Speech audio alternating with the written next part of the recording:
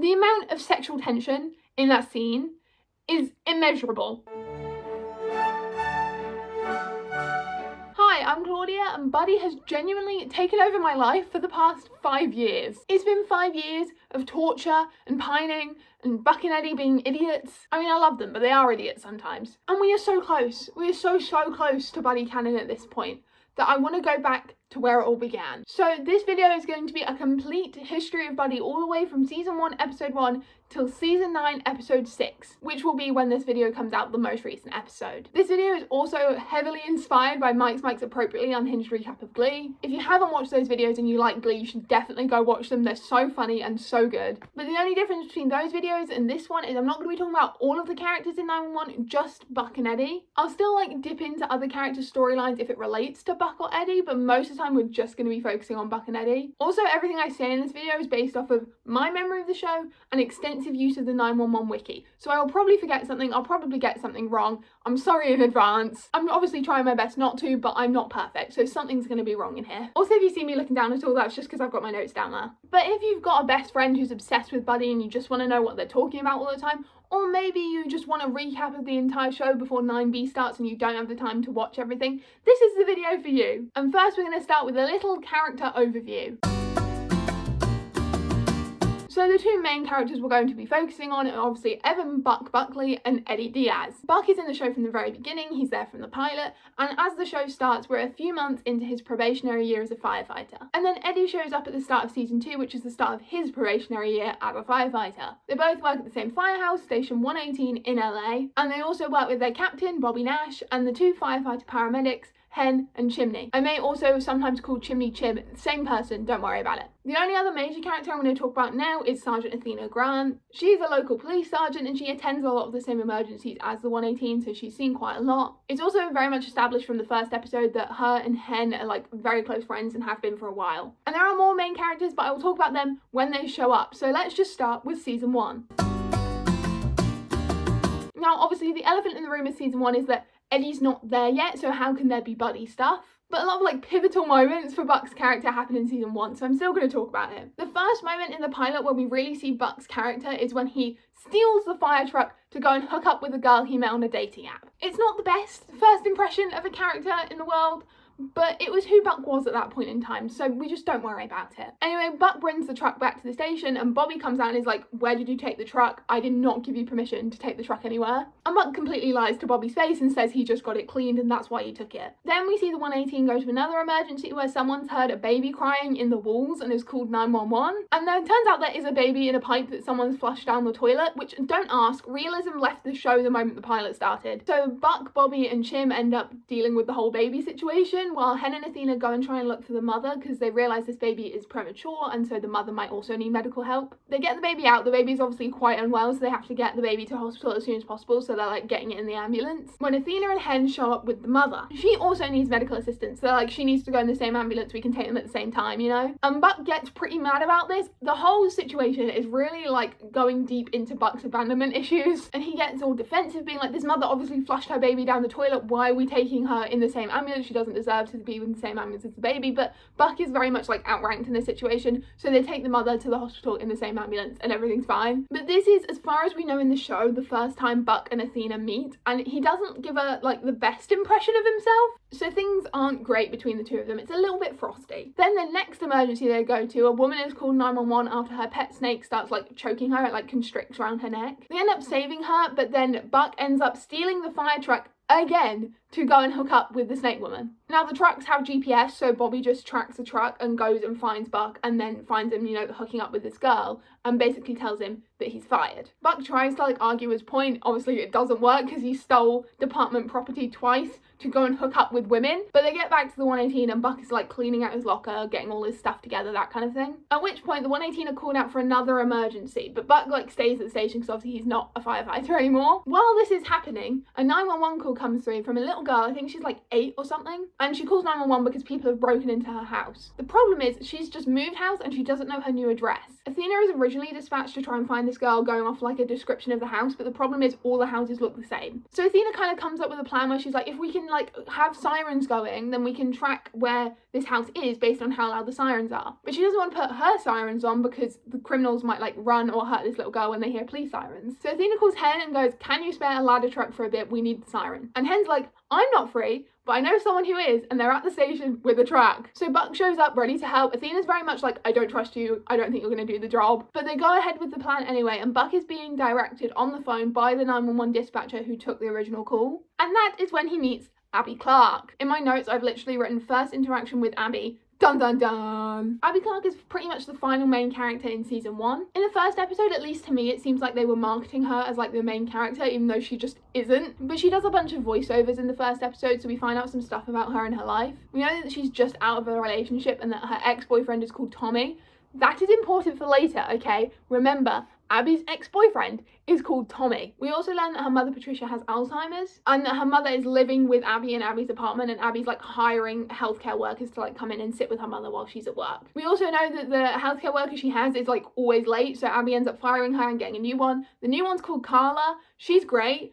Also, just remember Carla for later. Carla is also important, okay? Back to the emergency, the plan ends up working. They find the little girl, they save her. Athena gets the criminals, she like arrests them. But one of them tries to get away, so Buck gets on top of the truck and like blasts him with the hose. But it works, and Athena's very grateful, so she ends up vouching for Buck to Bobby, and Bobby rehires Buck. And that's where we end season 1, episode 1. I'm not going to go through every single episode in detail like that one, but that was just, you know, it's the pilot. I kind of have to talk about the pilot. In the next episode, we see Buck lose his first victim. Basically, a roller coaster gets stuck at like the top of a loop, and one of the safety bars like didn't click in properly, so one guy's like falling all the way down and the other one's like grabbing onto the safety bar for like dear life. Buck is tasked with like going up to try and like grab the guy who's dangling and like save him, and Buck, he tries really hard, but the guy lets go and unfortunately he dies. Buck is like visibly distraught by this. This is his first loss on the job. He ends up being interviewed straight away afterwards by the news because this like emergency's been like all over social media and stuff, so he ends up getting interviewed. Obviously that doesn't go well. I don't think I need to say anything about why that doesn't go well. Buck is like distraught on this news report. It's so bad. And then back at the 118, everyone is trying to like give him advice on how they cope with their first loss and how the first one's always the hardest, but then slowly it will get easier to deal with. And Bobby gives Buck a card for a department like trauma therapist and is like, there are people for us to talk to, go talk to someone, you know? So Buck goes to see Dr. Wells, and very quickly in the appointment he realizes that she sent him a friend request on Facebook, and when he like brings this up to her, she tells him to just delete it.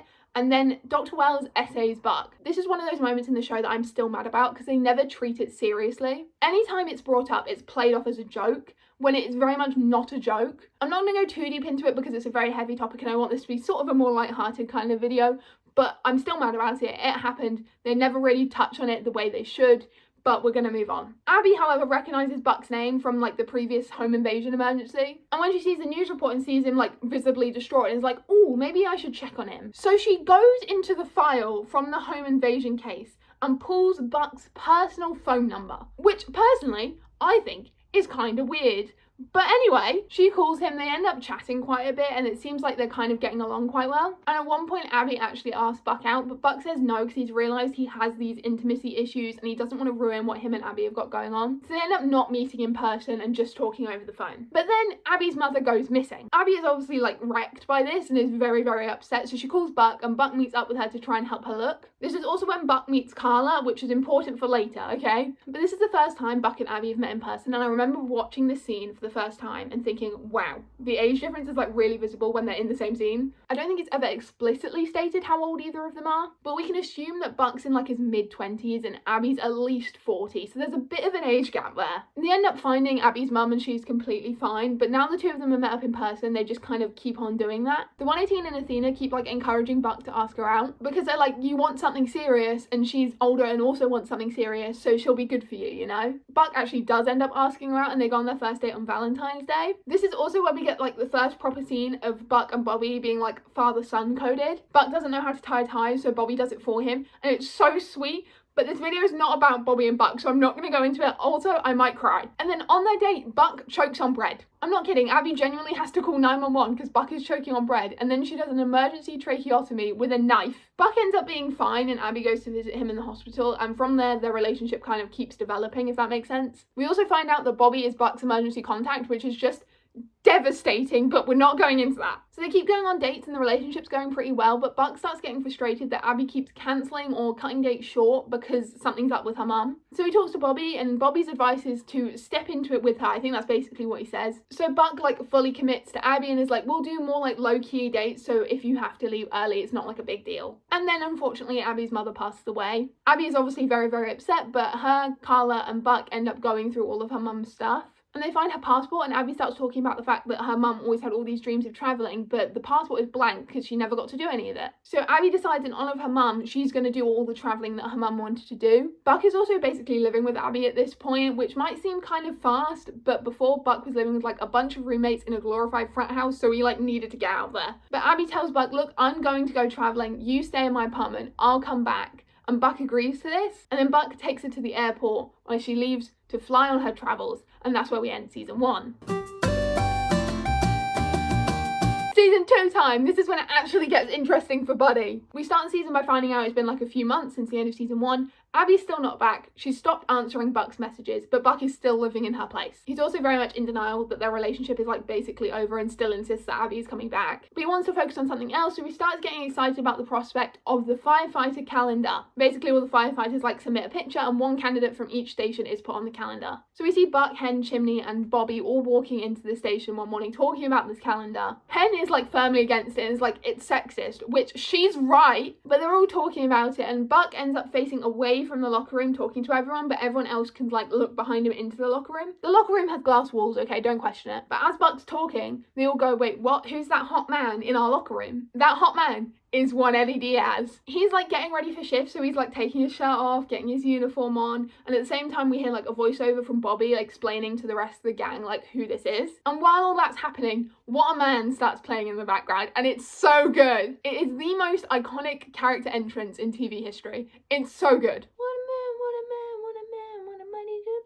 Bobby explains that that's Eddie Diaz, he's their new probationary firefighter, and that Station 6 really wanted him, but Bobby managed to like snag him for the 118. And Buck's all like, what do we need him for? Because Buck thinks he's getting replaced, basically, and Buck's getting a bit jealous. And Bobby explains that he's ex-military, he was an army medic, and it's not like he's inexperienced, he's just new to firefighting. And then Hen, Chimney and Bobby all like go and introduce themselves, but Buck like hangs back a bit. Also important exposition from this bit, Eddie has a silver star, okay, remember, Eddie Diaz has a silver star. And then we see the 118 get called to several emergencies where it all seems that Eddie is better at his job than Buck. He's not actually, it's just a lot of medical calls where Eddie just has more experience than Buck does. But Buck is getting more and more jealous and defensive and standoffish, and it's not going well between the two of them. Eddie is trying to be really considerate because like Chimney tells him about the whole Abby situation, but Buck is having absolutely none of it. Is it my headcanon that Buck was just actually attracted to Eddie and that's why he acted like that? Yes, but we don't need to go into that right now. Anyway, after the shift, Buck goes back to Abby's place, and when he gets there, there's like things everywhere and he can hear someone in the shower, so he thinks, oh my god, Abby's home. And so Buck just gets undressed and like gets in the shower without saying anything.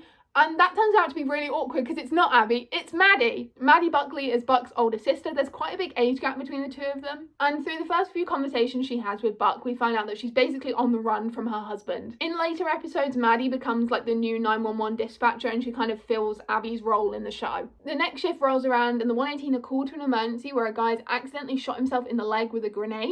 He's like obsessed with war memorabilia, but he clarifies it's just a practice round, it's not going to explode, it's just like in his leg. So they're taking him to the hospital and Eddie and Buck are in the back of the ambulance with this guy like holding pressure on the wound and stuff. At one point they have to change the dressings they're using, and at that point Eddie spots the cap of the grenade, which is gold, not blue, which means it's a live round and not a practice round. Obviously they like pull the ambulance over and call the bomb squad, but the bomb squad's going to take ages to get there, and this guy's bleeding out, so like someone needs to do something now. Eddie volunteers to go and get the grenade out because he was like, I was in the army, I'm kind of familiar with it. No one's actually shot themselves in the leg with it, but I've at least dealt with this kind of thing before. And then Buck volunteers to go with him because he's like, can't let the new guy have all the fun. And Bobby's like, you don't have to do this, Buck. And Buck's like, you want us to bond? We might end up real close. Little does he know. So everything actually goes fine. They end up getting the grenade out, but afterwards, then there's like standing in the street. Eddie goes to Buck and says, you know, you're really cool under pressure. You could have my back any day. To which Buck responds, yeah, or, you know, you could have mine. And Eddie says, sure, why not? And from that point on, the two of them are best friends. This moment is pivotal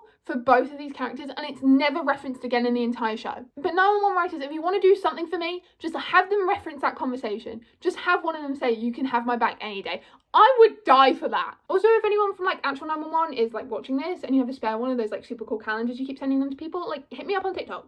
I wouldn't say no. Anyway, then we move into the opening emergency for season 2, which starts in episode 2 because we had to have an episode where we like set up Eddie and Maddie. It's a whole thing. But a 7.1 magnitude earthquake happens. And while the 118 are on their way to like the emergency they've been called to, Eddie's like trying to get a hold of someone. He keeps like calling and texting, but the phone lines are down, so it's not working. And everyone's like, who are you trying to get a hold of? And that's where we find out that Eddie has a son. Christopher, when we meet him, is 7 years old, and Eddie like clarifies very quickly that his mother is not in the picture, which is important for later. Eddie also shows everyone like a picture of Christopher, and Buck's like, oh, I love kids. And every time I watch that scene, I'm like, you have no idea what this child is going to mean to you, Buck. They get to the emergency, and it's like this high rise that's like collapsed in the middle and is like tipped over a little bit, and there's nothing like super important like for Buddy that happens apart from the fact that Buck and Eddie save a woman called Allie from this like office block. She is kind of important, so I had to mention it. After the earthquake, I can't remember if like it's like Eddie's car won't start or he's blocked in or something, but there's some reason why he can't get his car out. But Buck takes Eddie to go and pick up Christopher. It's like really late at night, but Christopher's still at his school because they kept him there because they know his dad's a firefighter, so like couldn't pick him up. And that's the first time we see Buck and Christopher meet, which is very important. It's also the first time we see like Buck go out of his way to go and help Eddie and Christopher, which is something that happens like a lot in the show, but this is like the first moment we see it. Then our next buddy moment happens when the 118 is at an emergency and Eddie gets a call from his aunt saying his abuela, his grandmother, has broken her hip. Basically, Eddie's been leaving Christopher with his grandmother all day because he can't sort out childcare yet. He qualifies for a bunch of things because he was in the army, and also Christopher has cerebral palsy, but he can't get through all the paperwork. There's like a bunch of red tape. So he's just been leaving Christopher with his abuela, but she's like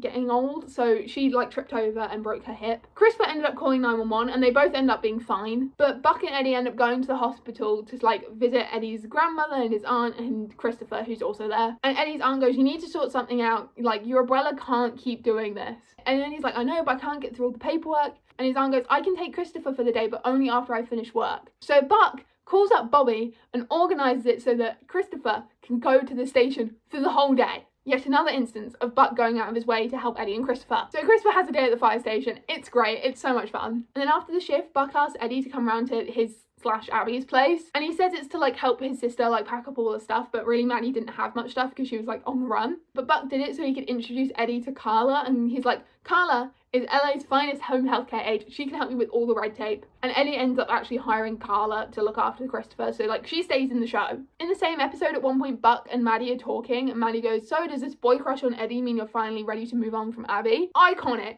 Maddie clocks him from day one, and it's so funny. Anyway, next super important bit comes in episode 6, which is called Dosed. At the start of the episode, Buck, Eddie and Chimney are helping like Maddie move like all her furniture into a new place because she's got an apartment in LA now. And at one point, Maddie and Buck are talking, and Maddie goes, oh, he's so cute. To which Buck responds, yeah, he gets that a lot. You should meet his kid, though. To which Maddie says, wait, Chimney has a kid? Maddie was talking about Chimney in that situation. Buck, however, was talking about Eddie, which means Buck thinks Eddie's cute. And if I think about that too hard, I get physical pains in my chest, so we're not going to talk about it. That is also kind of like the start of Maddie and Chimney. They end up being together, so just like know that's happening in the background. What else is important about that episode is I think like the episode before, the 118 ends up saving this like news reporter whose helicopter crashed. And then she comes to do like a news report on like the everyday heroes of the 118 as like a thank you, I guess. That news reporter is Taylor Kelly. She's not super important at this moment, but she comes back later and she is important then. The news report goes really badly and ends up never being aired because the entire station, apart from Chimney, end up eating some brownies that are dosed with LSD, and they all end up like wildly hallucinating, so obviously they're like, you cannot put this news report out. In the next episode, Eddie's like really trying to get Christopher into this like really good private school, but to do that the school said they need to like talk to Christopher's mother because he's still married to her. Basically, they find out that Eddie's wife Shannon just like left in the middle of the night. She like got completely overwhelmed with being a mother and just kind of like left. They were both like 19 when Christopher was born. They were like forced into a marriage. It's a whole thing. But Eddie has to contact Shannon for this school. So he does, and then he ends up meeting up with Shannon. She does the interview, everything's fine, but Eddie won't let her see Christopher. Eddie's really worried that she's just gonna like leave them again and hurt Christopher even more, so he doesn't let her see Chris. But they do end up sleeping together for like the next several episodes, so that's happening in the background. Same sort of time, Buck starts hanging out with Allie, the woman they rescued from the earthquake. Buck's realised that Abby's not coming back, so he wants to find a new place so he's no longer just like living in Abby's. And Allie is like helping him with that, and anytime someone asks if they're dating, they go like, no, we're not really dating, but they're dating. Next buddy moment happens in the Christmas episode, which is episode 10. Buck and Eddie take Christopher to see Santa, and as they're leaving, one of like the elf helpers comes up to Buck and she says, you do have an adorable son, and Buck like kind of stammers over it but ends up just saying thank you. And this is like the first moment where like an outsider refers to Eddie, Buck and Chris as like a family unit, which is like very important for the Buddy of it all. It's a pivotal moment for Buddy, honestly. It's so important. And then from that, Eddie finds out that his son's Christmas wish is to see his mother, so he ends up letting Shannon see Chris, and he does it on Christmas Day, and it's really sweet. Just after this, Maddie's husband shows up, stabs Chimney and kidnaps Maddie. They both end up being fine, but just know that's happened. Next big moment happens when there's a bank heist. Basically, the 118 get called to a bank because there's been like a medical emergency inside the vault, I'm pretty sure. And they have to like break open the bank vault to get to their patient. Eddie thinks it might be a nerve agent because he's been like trained in that for the army, so they're all like really scared. But then after the emergency's done and they get back to the station, the police show up and they open their truck and there's a bunch of bags filled with stolen money. The entire 118 is getting questioned for this because they're like, someone here has stole the money. None of them actually stole the money, but the police think one of them stole the money. They search all of their houses as well, including Athena's house. I can't remember if that's because she was there or if because Bobby's already moved in. In between season 1 and season 2, Bobby and Athena start dating, so like they're together now. But during the questioning, a bunch of stuff comes out about Bobby's past in Minnesota before he moved to LA. Basically, he accidentally caused a fire that killed a bunch of people, including his wife and children. And he never told LAFD like leadership about this before he took the job. So they're like, yeah, we've got to suspend you while we investigate. Next thing is like Eddie and Shannon are like hanging out together, and Shannon tells Eddie that she thinks she might be pregnant. Also, because Bobby is like suspended, Chimney's been promoted to interim captain, and he's like very demanding and not being a very good captain. Also, a couple of mail bombs start showing up at people's houses, and that's important for later. Eddie and Shannon end up going on like another kind of like date thing to a fancy restaurant, and we find out Shannon actually isn't pregnant. Yay, because that would have caused so many more problems. She also tells Eddie that she wrote a letter for Chris that like if she never came back she was going to end up like sending them, and then she asks Eddie for a divorce, which like really makes sense. Then the next day like the 118 are on shift, and then they get called to a car accident where Shannon has been hit by a car. Everyone can tell it's pretty bad and she's probably not going to survive, so they end up holding off on intubating her so she can like say goodbye to Eddie, and she unfortunately does die. And then the end of the episode is like Shannon's voiceover reading out the letter she wrote for Chris, and it's so sad. Whichever writer decided that like Shannon should come back, like start building up trust again with her son and husband, ask for a divorce, like try and get them into a healthy place, and then die. Oh my god. But following on from that, there's a few more mail bombs that are going on, especially one that gets delivered to Athena's place and is addressed to Athena, and that's kind of scary. She's also like investigating the case in the background, trying to work out what's going on. Eddie's parents and like extended family are in LA because, you know, it was Shannon's funeral. And the day after the funeral, Eddie's parents try and convince him to move back to Texas because they're like, she's not here anymore, there's nothing left for you here. Which is just awful. And I hate Eddie's parents so much, and this is like the first moment we see them and I hate them. Athena at the same time kind of figures out all the bombs are related to an old case that she worked with Bobby like before the show started. It was an arson case, that's why Bobby was involved, and they ended up arresting this guy who like burnt his restaurant down, I'm pretty sure. And they realised the only person who was like majorly involved that hasn't had a bomb sent to them is Bobby, because even though there was one at his house because he's living with Athena at that point, like it was sent to Athena in the post. So the bomb squad like search Bobby and Athena's house and they're like, oh, there's no bombs here, maybe you just haven't set one yet. And then Bobby realises that they searched the wrong house. And we immediately cut to the 118 in the truck on the way to an emergency, which then explodes. Most of them get like thrown clear, but it ends up landing on Buck's leg, so he is trapped underneath this truck. And it turns out the one sending all these bombs was the son of the guy they arrested like all those years ago. His name's Freddie, and he's there with like a bomb strapped to him, so like everyone's not allowed to get close and Buck's dying. Bobby's like trying to talk this guy down. It ends up not really working until this boy's mother shows up, and like he's convinced he doesn't want like his mother to see this, so like he lets go of the bomb and like everyone can rush and help Buck. They obviously need to get the truck off Buck's leg, and all the firefighters that are around like try and help, but they can't get it up, so like all the onlookers like rush the barriers and help get this truck off Buck's leg. They take him to hospital, he goes into emergency surgery. He ends up surviving by some miracle. He's got like a rod in his leg and some screws like holding it all together, and he's in a giant cast. And he's told that they're like for sure he's going to walk again, but they're not sure if he's going to ever work as a firefighter again. He ends up going home and Allie's there and she's like, I'm not sure this is the future I want. I don't love the fact that you're like almost dying all the time as a firefighter. So she just breaks up with him. And he lives in this like fancy loft now. That's like the new place he found. So he can't even get to his bed because it's upstairs. And then it's like Eddie's shield ceremony. So he gets promoted from a probationary firefighter to like a full-fledged firefighter. And his family's all there and Buck goes and Maddie has to like cut the leg off a pair of his trousers so he can like tuck it into the cast. But that is the end of season 2. When season 3 rolls around, it's been a few months, Buck's like finishing up his recovery. The cast is off, he's done like physical therapy and he's getting started on his like recertifications to become a firefighter again. He actually ends up setting a record for them and then he has a welcome back party in like Bobby and Athena's backyard. And then during the party, he starts like coughing up blood.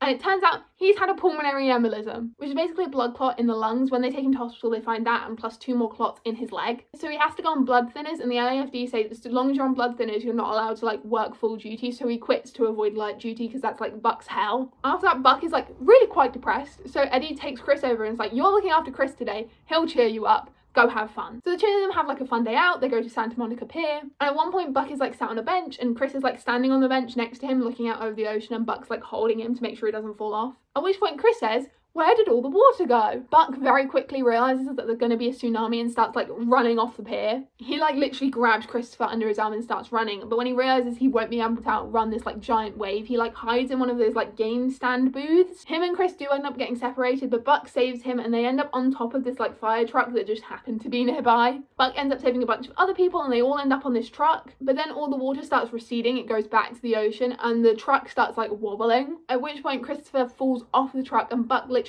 dives in the water after him to go and find him. Buck doesn't find him, but like searches for hours to try and find Christopher. He ends up with like a big cut on his arm, which is bleeding a lot because he's still on blood thinners. And then he ends up at the like VA hospital, which they've set up as like an emergency triage thing because of the tsunami. And he's looking for Christopher, but he finds Eddie and the 118 first, who are all on shift. And Eddie's like, Buck, what are you doing here? And he goes, we were at the pier. And during all of Buck's searching, he found Christopher's glasses, so they're like hooked around his neck. And Eddie's like, why do you have Christopher's glasses? Where's Christopher? And Buck like starts apologizing, me like, I'm trying to find him, I can't find him. And then over Buck's shoulder, Eddie sees Christopher. A woman is like carrying him and like this group of people found him or taking him to the VA hospital. He's completely fine. But Eddie like runs over to Christopher and as soon as Buck realizes that Chris is okay, he absolutely just collapses from like exhaustion and the rest of the 118 have to like catch him. Buck ends up being like mostly fine, just like dehydrated, exhausted, like everyone would be after a tsunami, I assume. But he goes home and then there's like a big montage of like people going home, I'm pretty sure. And Buck's doing a voiceover and at the same time the song Photograph by Ed Sheeran is playing. And as Ed Sheeran sings the last lyric, which is wait for me to come home, as he finishes that, there's a knock on Buck's door. Buck opens it and it's Eddie and Chris the next day. And he's like, Chris is spending the day with his Buck today. And Buck's like, but I lost him. And Eddie's like, the way he remembers it, you saved him. Eddie says, and I quote, there's nobody in this world I trust with my son more than you. Really shows how deep their relationship is, especially because they've only known each other for a year. But after that, Buck like unquits the LAFD and he goes back on light duty as a fire marshal. We see him like basically running this fire drill at this big office block. It seems like half the LAFD are there and they're like running response time drills, that kind of thing. And Buck like really hates this job, but he thinks like someone at the LAFD brass doesn't want him to be a full firefighter while he's still on blood thinners, so he's just got to do this, you know? And like at the drill, like I think a staircase collapses, so there's this like ambulance chaser lawyer called Chase Mackey who's like trying to give their card to people, and he's also like talking to Buck being like, could you give me the response times for my lawsuit? And Buck obviously says no. Buck ends up going to dinner with Bobby and Athena because he wants to try and convince Bobby to like stand with him when he goes against like LAFD brass and is like, I want my job back. And that's when he finds out the person who's keeping him from his job is Bobby. In reality, Bobby's only keeping him from his job because Bobby feels guilty about the fact that the bomb was meant for him and actually Buck got hurt, but like Buck doesn't know that and just gets really mad, which is justified. He like storms out and he ends up calling Chase Mackey, the lawyer from earlier, and being like, can I sue the LAFD? And that is the start of the lawsuit arc, also known as Hell, for literally everyone. Because of the lawsuit, they're not supposed to talk to each other, and at this time Chris starts having nightmares about the tsunami and Eddie like can't call Buck about this and it's like all a big mess. Buck also tells his lawyer a bunch of like personal stuff about the 118, which the lawyer then uses against them in like the arbitration, but Buck didn't mean for that to happen. Eddie at the same time is having some massive problems with his like unprocessed grief from Shannon dying, and he's got like a lot of anger issues going on, at which point like a guy starts arguing with him because he's parked in a disabled spot, and Eddie like punches him. Eddie gets arrested and he calls Lena Bosco to bail him out. Lena's a firefighter from a different station, but her station was like really badly affected by the tsunami, so like she's in Buck's spot for like a temporary position. But when Buck goes to visit the station, like before finding out Bobby's the reason he's not there, like he sees they've taped over most of his name and replaced it with like OSKO, so it says Bosco instead of Buckley, and he feels like he's being replaced, and it's all a very much a mess. But to deal with Eddie's anger issues, Lena takes him to a street fighting club, and then he ends up fighting a lot. He makes a bunch of money, he buys a new truck. It's like not good for him, but that's happening in the background. There's a big fight that happens in a grocery store where Buck and the 118 are there, and Eddie says to Buck, "You're exhausting," which is so devastating for Buck. The LAFD actually ends up settling with Buck. Well, they want to settle. Buck rejects the settlement, which I'm pretty sure was like millions of dollars, because Buck just wants his job back. He doesn't care about the money. And then Bobby takes Buck, Hen, and Chim to like a rage room to try and like work out their issues. And then Buck shows up for his first shift again, and things aren't great. Hen and Chim are talking to him. Eddie is absolutely not, and things with Bobby are still really awkward. Bobby makes him man behind on every single call, so he has to stay at the fire station, and it's Halloween, so he ends up just like giving out sweets to kids. And he gets really, really frustrated with constantly being man behind, but he ends up talking to Chim about it, and Chimney's like, "When I started, I was constantly man behind because my captain was racist and didn't let me go on any calls." And Buck realizes that at least he's still a firefighter, you know? But it's pretty soon after that he ends up making up with Eddie and they hug, but Buck's still like kind of worried about Eddie because he's like covered in bruises from all the street fighting. Bobby ends up sending Buck home a couple of hours early because Bobby's still worried it's all too much for Buck. And then while he's driving home, he sees like a woman driving a car and there's like a body stuck in the windscreen. At first he thinks like everyone else that it's just like a Halloween thing, but then the body moves and Buck realizes that that's like a live person. He manages to like cut the woman off and then saves them both. In the process of helping them though, Buck gets a pretty big cut, so he has to go to hospital because he goes into shock from the blood loss because he's still on the blood thinners. But him and Bobby do end up making up at the hospital. Then Eddie, who's still doing the street fighting, ends up putting his opponent in the hospital because he punches him so hard. Eddie's the one who has to call 911 because no one else will do it, but then he like hides so that like the paramedics and stuff don't know it was him. But Lena Bosco, who's moved back to her original house, ends up responding to the call and she realizes what's going on. And Bobby ends up finding out that Eddie's been street fighting and basically says, "You need to go to therapy, like now." And he sends Eddie to go and see Frank, who's like a reoccurring 118 therapist from this point onward. In the same episode, we have the iconic buddy kitchen scene. Basically, they're talking in Buck's kitchen, and the conversation goes a bit like this. "Look, things got a little out of hand for both of us. Don't beat yourself up about it." "Why? Because you'd rather do it?" "Excuse me? Come on, Eddie, if you're not going to be honest with Frank, at least be honest with me." "Who said I wasn't being honest with Frank?" "You said you two weren't clicking." "Maybe I'm just not a therapy kind of guy." Right, you prefer to work it out in the ring." "There was no ring, Buck, there was a fence." "Come on. You don't think that while you were going through your phase, just maybe you were throwing your punches at the wrong guy? Seriously, you're gonna make it about you again? Look, I'm just saying, you were pretty mad. Now, I thought for sure that day in the grocery store that you were gonna take a swing at me. Not that you didn't deserve it, but I wouldn't do that. You're on blood thinners." "Well, I'd still take you." "You think so?" "I know. Imagine I'm holding my belt buckle. You want to go for the title?" That's supposed to be platonic. The amount of sexual tension in that scene is immeasurable. The fact that that was completely just supposed to be two best friends talking, it eludes me as to why they thought that wouldn't be taken in a different way. But "you want to go for the title" has become a very like buddy coded phrase at this point. And the whole "want to go for the title" thing just ends up being them playing video games with Christopher, who turns out was also there while they were having that conversation. I rewatch clips of that conversation almost daily at this point because number one, they're in like most buddy edits that I see, but number two, it's just so like important for Buddy. It's like a pivotal moment, especially for Buddy fans. I remember watching it for the first time and thinking, hold on, I thought those two were about to kiss. What's going on here? And that was the moment I became Buddy fan. Anyway, a couple of episodes later, Buck ends up getting like a clean bill of health and he's taken off the blood thinners. Yay! After that, Eddie gets a call from Christopher's school basically saying Christopher was like playing on another kid's skateboard and he like fell off and got pretty hurt. And Eddie gets like really annoyed at his teacher and is like, why weren't you watching him? Why did you let him go on a skateboard? And he has to have this really hard conversation with Christopher about how he can't do everything that other kids can do because of his CP, even though he just wants to tell Christopher he can do anything he wants, and it's so sad. But then Buck is like, hold on, Christopher wants to skateboard, I will make that happen. So he like builds him an accessible skateboard. It's made of like PVC pipes pipes and there's like a harness, and they take Chris out to the skate park with it, and it's so cute. And it's also yet another example of Buck going out of his way to do something for Eddie and Christopher. Next important episode is Eddie Begins. Basically, there's a kid that's stuck in a well, and the 118 get called out to go and like save the kid. So Eddie goes down like on a harness to go and like get this kid out. But he's told like you only have this amount of time to do it. After that, we're pulling you back up. I can't remember why they only have a certain amount of time, but there's like some reason. But Eddie, while he's down there, he needs like an extra couple of minutes, but they won't give it to him. So he ends up cutting his line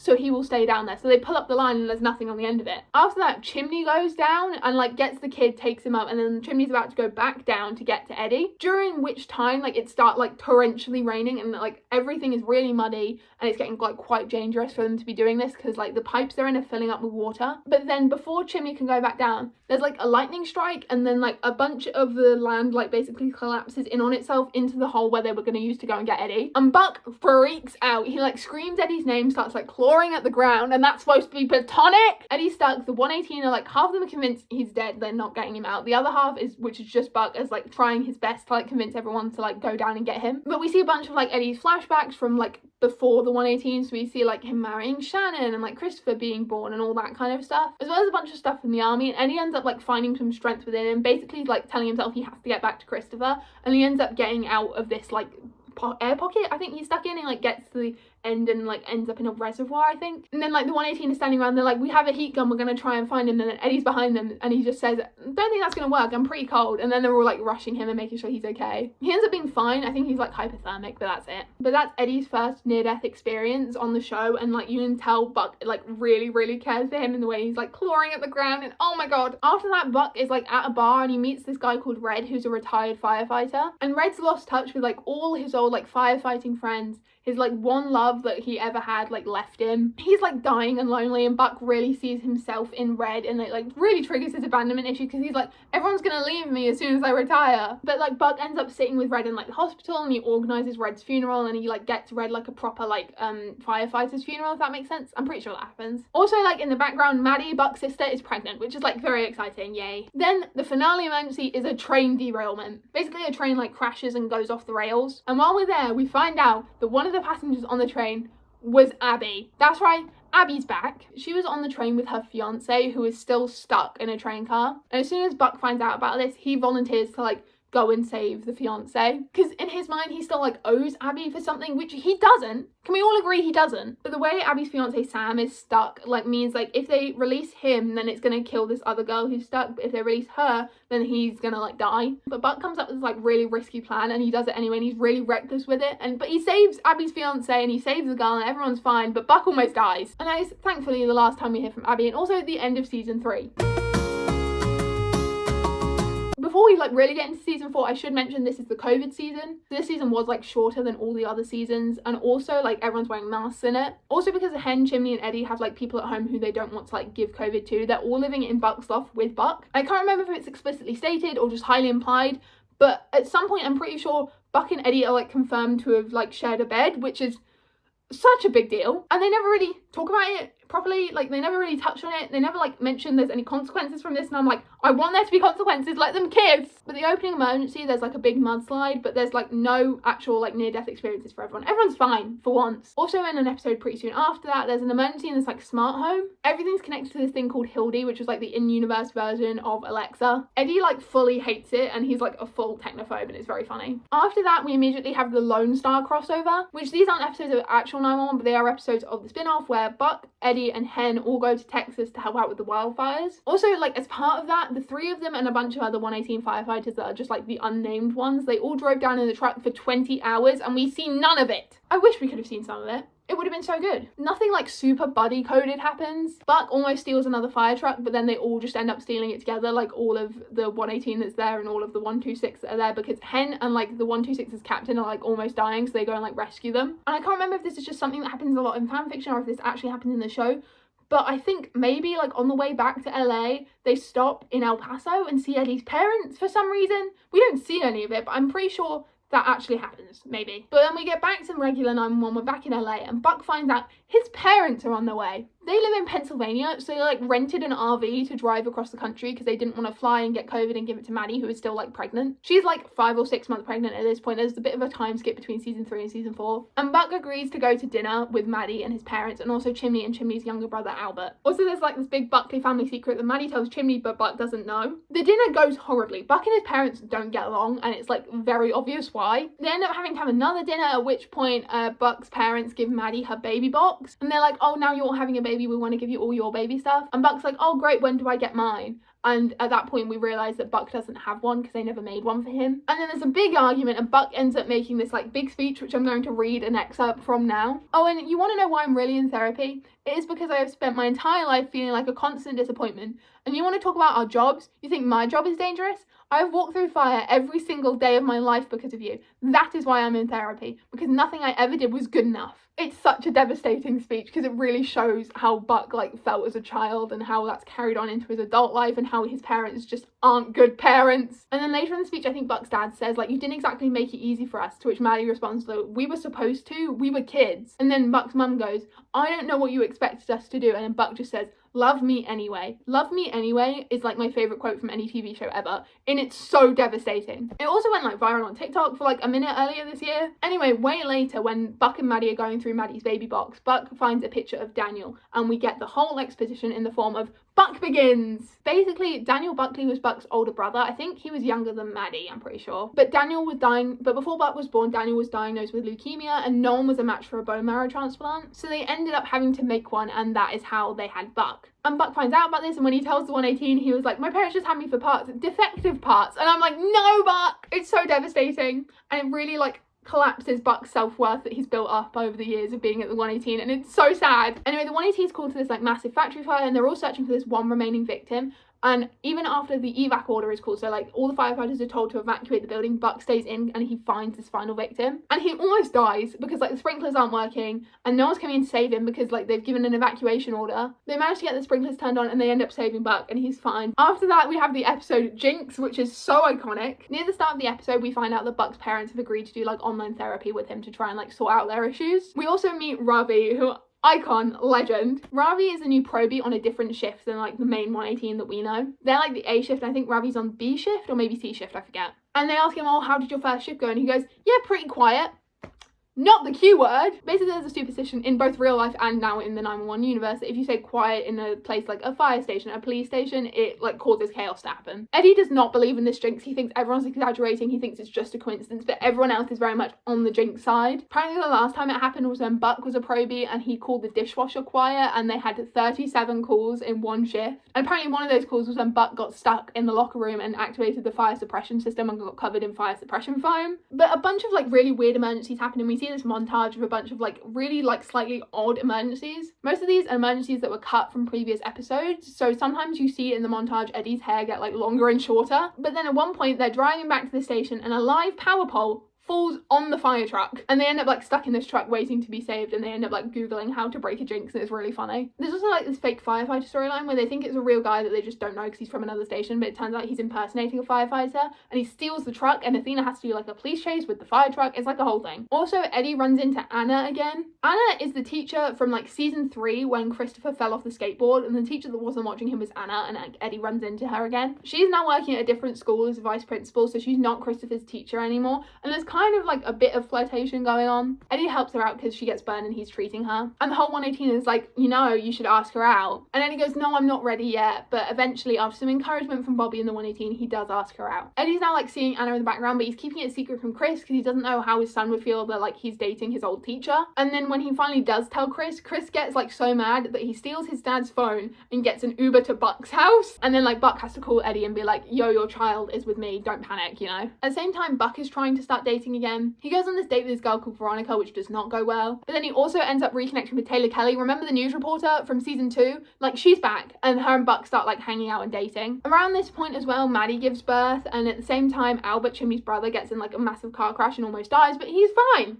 So that happens in the background. Obviously that also means Buck is now an uncle and he has his niece called Gian. After that we get the treasure hunt episode, which is so iconic. Basically this famous writer dies and he like leaves a message being like, oh, I've hid like millions of dollars somewhere, go find it, and there's like a riddle. And like everyone in LA, including the 118, is trying to find it, and it's just like a fun, silly, goofy episode in the middle of all like the trauma and stuff. Then back to the serious stuff. The 118 get called to an emergency. I'm pretty sure like a woman gets injured on her balcony, I think, and they have to take her to hospital, but her kid's there and they're like, oh, we can take the kid too, but she's like, no, he's like way too sick, he can't be in hospital, it could be like really dangerous for him. So Eddie volunteers to stay at this apartment with this kid because like the mother I don't think needs that much treatment, she just needs to go in and then like come back out, she doesn't need like overnight. So he hangs out with this kid who's got like this really complicated autoimmune disease, I think, and while he's there he gets kind of a weird vibe. So when he gets home, him and Anna start researching and they find out that there's a bunch of like GoFundMe pages for like the mother and this kid, and they've all been like suspended for fraud and they all have like different diseases. So they figure out that like the mother's doing something to the kid to make him sick, and when he's talking about it with the 118 he remembers there was a bunch of like eye drops in the cabinet, and they all realize that putting eye drops in someone's food can make someone like really sick and have the same symptoms as the kid has. So Eddie ends up making a report to Child Protective Services. Also Maddie's really struggling with being a new mum, and we find out later that she has postpartum depression, but she quits her job and Buck's like really worried about her. Anyway, the report goes through for like the kid that I mentioned earlier, and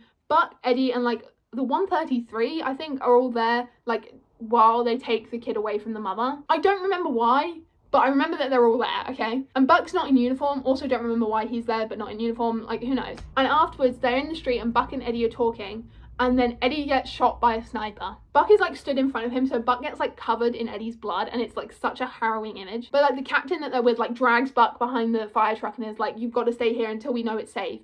But Buck like crawls under the fire truck to like grab Eddie, pulls him under, and then gets him into the truck so they can get him to hospital. And Buck's like holding pressure on this wound, like because Eddie's been shot in the shoulder, and Buck keeps being like, it's all gonna be fine, just keep breathing, like stay awake, all that kind of stuff. And all Eddie can say is, are you hurt? Because Buck is covered in blood. And oh my god, like allegedly this was gonna be the plot line that had Buck and Eddie getting together, but the network shot it down, and you can really tell. Buck ends up having to go and tell Chris that his dad's been shot, and he like waits till after school and stuff, and by the time he tells Chris, like he gets a text being like, oh, Eddie's out of surgery, it's gone well, like all of that. And then he just like has a full breakdown, he starts crying, and Chris has to comfort him. Eddie ends up being completely fine, but one time when Buck visits Eddie in the hospital, he accidentally lets it slip that he thinks it would be better if he got shot instead of Eddie. And then next time we see them when Eddie's going home, Eddie has something to say about that, and I'm just going to read it to you. Because Evan, you came in here the other day and you said you thought it would have been better if it had been you who was shot. You act like you're expendable, but you're wrong. Another iconic, pivotal buddy moment, like just trust me on this. Also at this point, Eddie tells Buck that it's in Eddie's will that if he dies,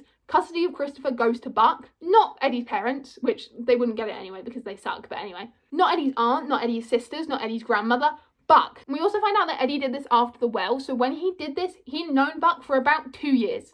And he just gave Buck his child. So if you ever hear people joking about the fact that Eddie baby trapped Buck, this is the moment we're all referring to, okay? We're all talking about the will. And this is the only time they mention the will. They don't bring it up ever again, which I think is a travesty, honestly. But Eddie goes home and he's fine, and that is the end of season 4. Hi, so you might notice I've changed outfits. I'm actually filming this a week after filming the first half just because I knew it was going to take a while and I couldn't get it like all done in one day. Also, when I filmed the first part, season 9 episode 6 hadn't aired yet, and now it has, so now I can talk about it. So I'm in a different outfit. The lighting's probably different because it's like really sunny today for some reason. I also look kind of pale because it's super cold right now. Like literally where I live, it's under a weather warning because it's so cold. But anyway, let's get into season 5. When we start season 5, it's been like some months since the end of season 4, so Eddie is completely recovered and is back at work with the 118. The big opening emergency is this heat wave that ends up resulting in a massive blackout over most of LA. And as part of that, a bunch of the animals at the LA Zoo escape because of the blackout, I'm pretty sure. And the 118 are like dispatched to go and try and help like round up all the animals, and Buck is just like spewing out facts about all the animals at the LA Zoo. And Eddie says like, oh yeah, him and Christopher go to the zoo all the time, that's like their thing. And we're supposed to be normal about that. I'm not normal about that. Buck and Chris going to the zoo together is such a big thing in like almost every buddy fanfic ever written. Like, it's such a big deal. Anyway, the 118 end up helping with like a bunch of emergencies due to the blackout. Buck ends up being in charge of like the power banks and people charging their phones. And I love a little bit of clipboard Buck, I have to say. But what's really relevant is at this point Maddie is like really struggling with her postpartum depression, and during the blackout she ends up like dropping G off at the fire station and just leaves. And Maddie leaving is obviously relevant for Buck because that is his sister, but also very soon afterwards Chimney leaves to go and like try and find Maddie. So like they're both just not here for like half of season 5. At the same time, Eddie's still with Anna and they go to like a shop, I'm pretty sure, and like one of the workers refers to Anna as Eddie's wife and he ends up having a panic attack at the thought of Anna being his wife. In the moment they think like something's wrong with his heart because obviously, you know, he's still like just been shot relatively recently, so they go to the doctors and the doctor's like, no, it's a panic attack, you're fine. And Eddie kind of realizes he's not ready for the commitment and he breaks up with Anna. Next important moment is the prison riot. Basically there's a fire at a prison and the 118 are dispatched to like go and put out the fire, but they end up getting stuck in the prison in the middle of like a deadly riot. And whilst like half the 118, so like Ken, Ravi and Bobby are all like stuck inside trying to get out, Buck and Eddie are taken hostage by a prisoner who wants to escape and they're forced to like help him escape in the ambulance. They like steal Buck and Eddie's wallets and they see like a picture of Christopher and Eddie's and like they have his address and they're like, okay, now we have to help him because otherwise this guy's gonna go and hurt Christopher. So they help this guy escape and like from my memory, I'm pretty sure like the reason why he wants to escape is that his like kid needs a heart transplant. So like they take him to the hospital and the prisoner like kills himself so he could give his heart to his child, I think. But like he lets Buck go, but Eddie's still being held hostage and like Buck is in the hospital and he hears a gunshot and then he like turns around and is like, Eddie, and then runs. And oh my god, like it hadn't been too long since Eddie got shot the first time and now Buck gets a gunshot and he's like, oh my god, Eddie's gonna be shot again. And oh, that is like such an important moment in the buddy timeline. It's really like consolidates that Buck and Eddie will do anything for each other, at least in my head. Also in the background, Buck is still with Taylor. I think this is Buck's longest relationship on the show,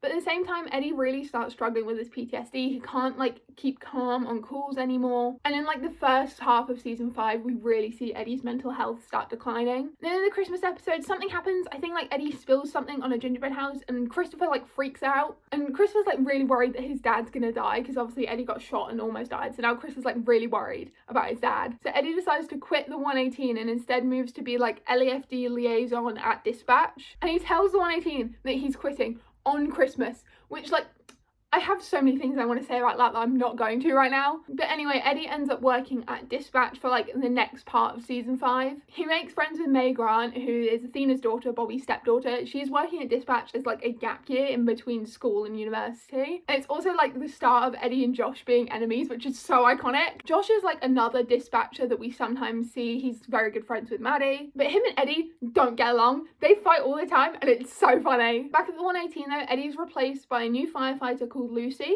She's partnered with Buck and they're very similar in that they will both do like the daredevil stunts. And I can't remember exactly what episode it's in, but it's like around this time where the 118 goes out to a bar and Buck kisses Lucy. Bear in mind Buck is still with Taylor at this point, so he just like cheats on her with Lucy and he tells Taylor and they manage to get through it. And I have to say Taylor is a better woman than I am because I would not be able to get through that. If I was Taylor Kelly, I would have dumped Buck on the spot. But you know, she's better than I am. Around this time also Chimney and Maddie come back. It turns out Maddie was in Boston at like a women's mental health facility and now she's back and she's like not healed, but she's gone through treatment and she's feeling better. And then Eddie unfortunately finds out that everyone he saved in the army, like when he got his Silver Star, it's because he saved a bunch of people, and he finds out that everyone he saved is dead except for him. And Eddie has like a full-on breakdown. He like basically tears up his bedroom. There's like holes in the wall from where he's been like smacking them with a bat, and he locks himself in his room. So obviously Christopher has heard all this noise and is like really freaking out, so Christopher calls Buck and Buck comes to like help them, and then Buck like breaks down the door to get to Eddie, really helps Eddie out, like stays with them for multiple days while Eddie like kind of gets back on his feet a little bit. Buck and Eddie patch up all the holes in the wall together, and then like Eddie really starts going to therapy, which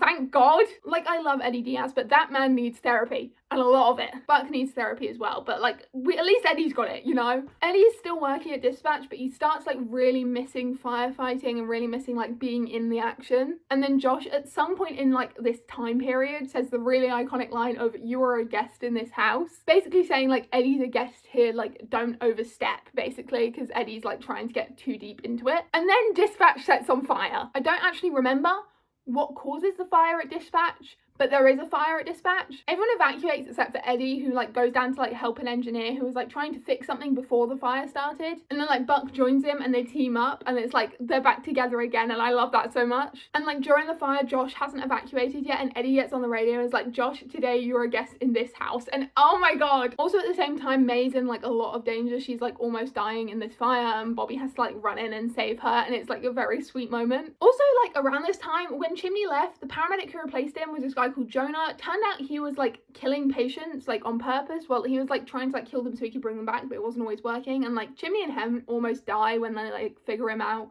but like everything's fine. So like it doesn't affect Buck or Eddie really at all. So like I'm just ignoring that storyline. Then there's an episode where Eddie goes back to Texas for his dad's retirement party, I believe. And Eddie is having like a bad time. He's trying to like reconcile with his parents, but it's like not going super well. Off the top of my head, I think it ends like kind of hopefully, but like that all goes down the drain, as we'll see in like the end of season 7. That was also like the one chance I think we had to like meet Eddie's sisters. Where are Eddie's sisters? Can like the writers bring in Eddie's sisters? And then right at the end of the season, Buck and Taylor break up. Thank God. Basically their relationship just like wasn't working and they broke up, which like they should have broken up when Buck cheated on her, but you know, anyway. And then Eddie goes back to the 118 and he's a firefighter again. Now before we start season 6, this season is regarded as one of the like least buddy-centric seasons of the entire show. Basically by this point the buddy shipping was getting like really intense, and I think the writers really wanted to mitigate that, so they had Buck and Eddie have like separate storylines for most of the season. But I do think their separate storylines are still important to like the overall like buddy timeline, so I'm still going to talk about it, you know? Start of season 6, we find out Buck is doing this like year of yes to possibilities. When he realizes he's single, he doesn't really do anything outside of firefighting and hanging out with Eddie, so he's like gonna say yes to every possibility he's like asked to do. At the same time, Christopher's supposed to be at science club like after school some days, and like the teacher calls Eddie and is like, yeah, Chris never shows up to science club. And Eddie finds out that Chris has been lying to him to just like go and hang out with his friends instead. And it really does strain Eddie and Christopher's relationship until Eddie figures out that Christopher just wants his independence, because by this point Chris is like 11, 12 I think. So Chris just wants his independence and him and Eddie come to like an agreement and everything's fine. Going back to Buck though, one of his old roommates, a guy called Connor, shows up at his house. And basically Connor's married now, he has a wife called Cameron, and they want to have kids, but it turns out that they can't conceive for, I think it's like Connor's sperm doesn't work. I don't remember the like exact details. So they have to use a sperm donor, and they come and basically like ask Buck to be their sperm donor. And everyone has their like opinions when Buck talks about this. Hen tells him like, you've got to be ready to be donor and not dad. And some of his friends tell him like not to do it, but Buck's doing this whole like year of yes thing. So he says yes and he ends up being their sperm donor. Just after that we have the episode Cursed, which is such a good episode. It reminds me a lot of Jinx from back in season 4. Basically there's this actress who thinks she's been cursed, and the 118 like ends up going to a bunch of emergencies where it's like she's in danger or she's been hurt or whatever. Eddie is of course very skeptical that there is an actual curse going on, but he ends up making friends with this actress over the course of like multiple emergencies, and also like she loses her bracelet, so like Eddie takes it back to her. Just after that you have Christopher's first school dance, which is like Eddie and Carla getting ready for it, and it's so cute. And then Buck babysits his niece Gian for the first time, and there's like a montage of G just like running wild, and it's so funny. And as you can tell, most of season 6 so far has been like quite happy, which means that we're about to get crushed. Basically there's a big thunderstorm in LA, and the 118 are called to various emergencies as part of the thunderstorm, but at one, Buck has to go like up the ladder, and as he's going up the ladder, he gets struck by lightning. He like falls off the side and he's like hanging there completely lifeless. Eddie like tries to pull him up, but he's like not strong enough because Buck's just dead weight, so they have to lower him down. And like his heart has stopped. He is like clinically dead at this point. They're doing CPR on him. And like the 118 are all trying to save Buck, and Bobby makes Eddie drive because Eddie's obviously like freaking out because that's Buck. They end up getting Buck's heart started again and they get him to the hospital. Buck was dead for a total of 3 minutes and 17 seconds. That number is ingrained into my memory. And like one of the doctors, as they're taking Buck away, says we'll do our best, and Eddie just goes, do more. I can't with these two. I can't do it anymore. At the same time, like Buck's parents are visiting like Maddie and Chim, so they're also there. Like they come and see Buck in the hospital. But like the fire department go and notify Maddie, and she opens the door to these firefighters and she just looks at them and goes, which one? And oh my god, it breaks my heart every time. Because she doesn't know if it's Chim who's got injured or if it's Buck that's got injured, but like they both mean so much to her, and oh my god. Then we have the coma arc. So basically they get Buck's heart started again. He ends up being okay, but like he's in a coma. And at this point they're not sure whether he's going to wake up or not. Spoiler alert, he wakes up, but like they're not sure. Buck in his coma is having a weird coma dream in which his brother Daniel never died. So Daniel is there. Daniel is a doctor. Buck's a teacher. Maddie's still married to Doug and they have a kid together. Bobby's dead because Buck never became a firefighter. Eddie's like really depressed because his parents ended up taking Christopher away because he never met Buck. Basically everything is wrong, and one time I saw a really good edit of the coma dream to Something's Wrong by James Marriott, and I just wanted to talk about that because I think about that edit like on a weekly basis. Anyway, Buck ends up like breaking out of his coma dream, and it's all like very metaphorical or whatever, but he ends up waking up and he's fine. But during the coma dream, like Eddie manages to sneak Christopher into the ICU to see Buck because they don't normally let kids in, and Chris like like sits there and talks to Buck, and it's so cute, and it almost makes me cry every time I see it. And like the entire extended 118 family is at the hospital, including like Bobby and May and Athena. And May and Bobby are like sitting outside having a conversation, and May says to Bobby, like, Mum brought 2 kids into this marriage, but you brought 1. And that breaks my heart every time. She's referring to the fact that Athena has like 2 kids, May and her younger brother Harry, but Bobby brought Buck in as his kid, and oh my god, the father-son of it all. I know it's not like technically related to Buddy, which is what this video is about, but it's important to me, okay? After like Buck is discharged from the hospital, like everyone's being a bit too overbearing for his tastes. And there's this scene where Buck is talking to Bobby, and Buck's like, I'm fine, I don't get why everyone's making a big deal out of this. And Bobby's like, Buck, you died. But like to escape the endless amount of people who keep showing up at his place, Buck goes over to Eddie's, and like he sits down on the couch, and Eddie goes to get them beers, and Buck just immediately just like falls asleep there. And that's a pivotal moment because Buck feels just so comfortable in Eddie's house that he can just fall asleep. And also couch theory, which I'm not going to talk about. Couch theory can be a separate video, but that is just such an important moment for Buddy. Like knowing Buck feels that comfortable in Eddie's house, it's so good. Side effect from the lightning strike is that Buck gets like really good at mental maths. And as part of this, Buck and Eddie go to like an LAFD poker night, and I think they win a bunch of money, which like kind of irrelevant but kind of funny. After that though, the 118 are called to an emergency at a living funeral, which is basically just like a funeral, but the person they're like mourning is still alive because like they want to see their funeral, I think. And as part of that, they meet this girl called Natalia, who's like a death doula. She like plans the living funerals and helps people like prepare for death, I guess. And her and Buck start bonding because obviously Buck's like been dead, so like he gets her work, I guess. Basically Buck feels like she understands him better than anyone else because like he's been dead, and she gets that basically. And Buck ends up asking her out, and the 2 of them start dating. At the same time, Eddie, I think he's like helping Christopher with a science project, so like he goes to a DIY store, and while he's there he meets this girl called Marisol. There's like a bit of like, oh, I don't want to ask her out, I'm not ready yet, but like he's encouraged to ask her out, and eventually the 2 of them start dating. Now we're right at the end of the season, but Cameron, you remember like Connor's wife Cameron, the sperm donor couple, like she shows up at Buck's house like very pregnant. I don't actually remember why she shows up at Buck's house, but she ends up like giving birth on Buck's couch, which again, couch theory, but we're not going into right now. But like the baby's fine, and like Buck has to be like, here's your baby, I know it's technically got my DNA, but I am not dad, I am donor. And like it's a big moment for Buck. And then obviously it's the end of the season, so we've got to have a big emergency. A bridge collapses with like the 118 on it. I think they were like dealing with a car accident or something, and everyone is like pretty badly injured except for Buck, and Buck has to like go around and try and save everyone, and it's like really heart-wrenching to watch. People have like concussions. I'm pretty sure someone has a broken rib. I think it might be Eddie. Buck does end up saving everyone with Athena's help when she shows up, and they like end up looking for Bobby together because Bobby is like trapped under a bunch of like bridge. But everyone ends up being fine, and that is the end of season 6.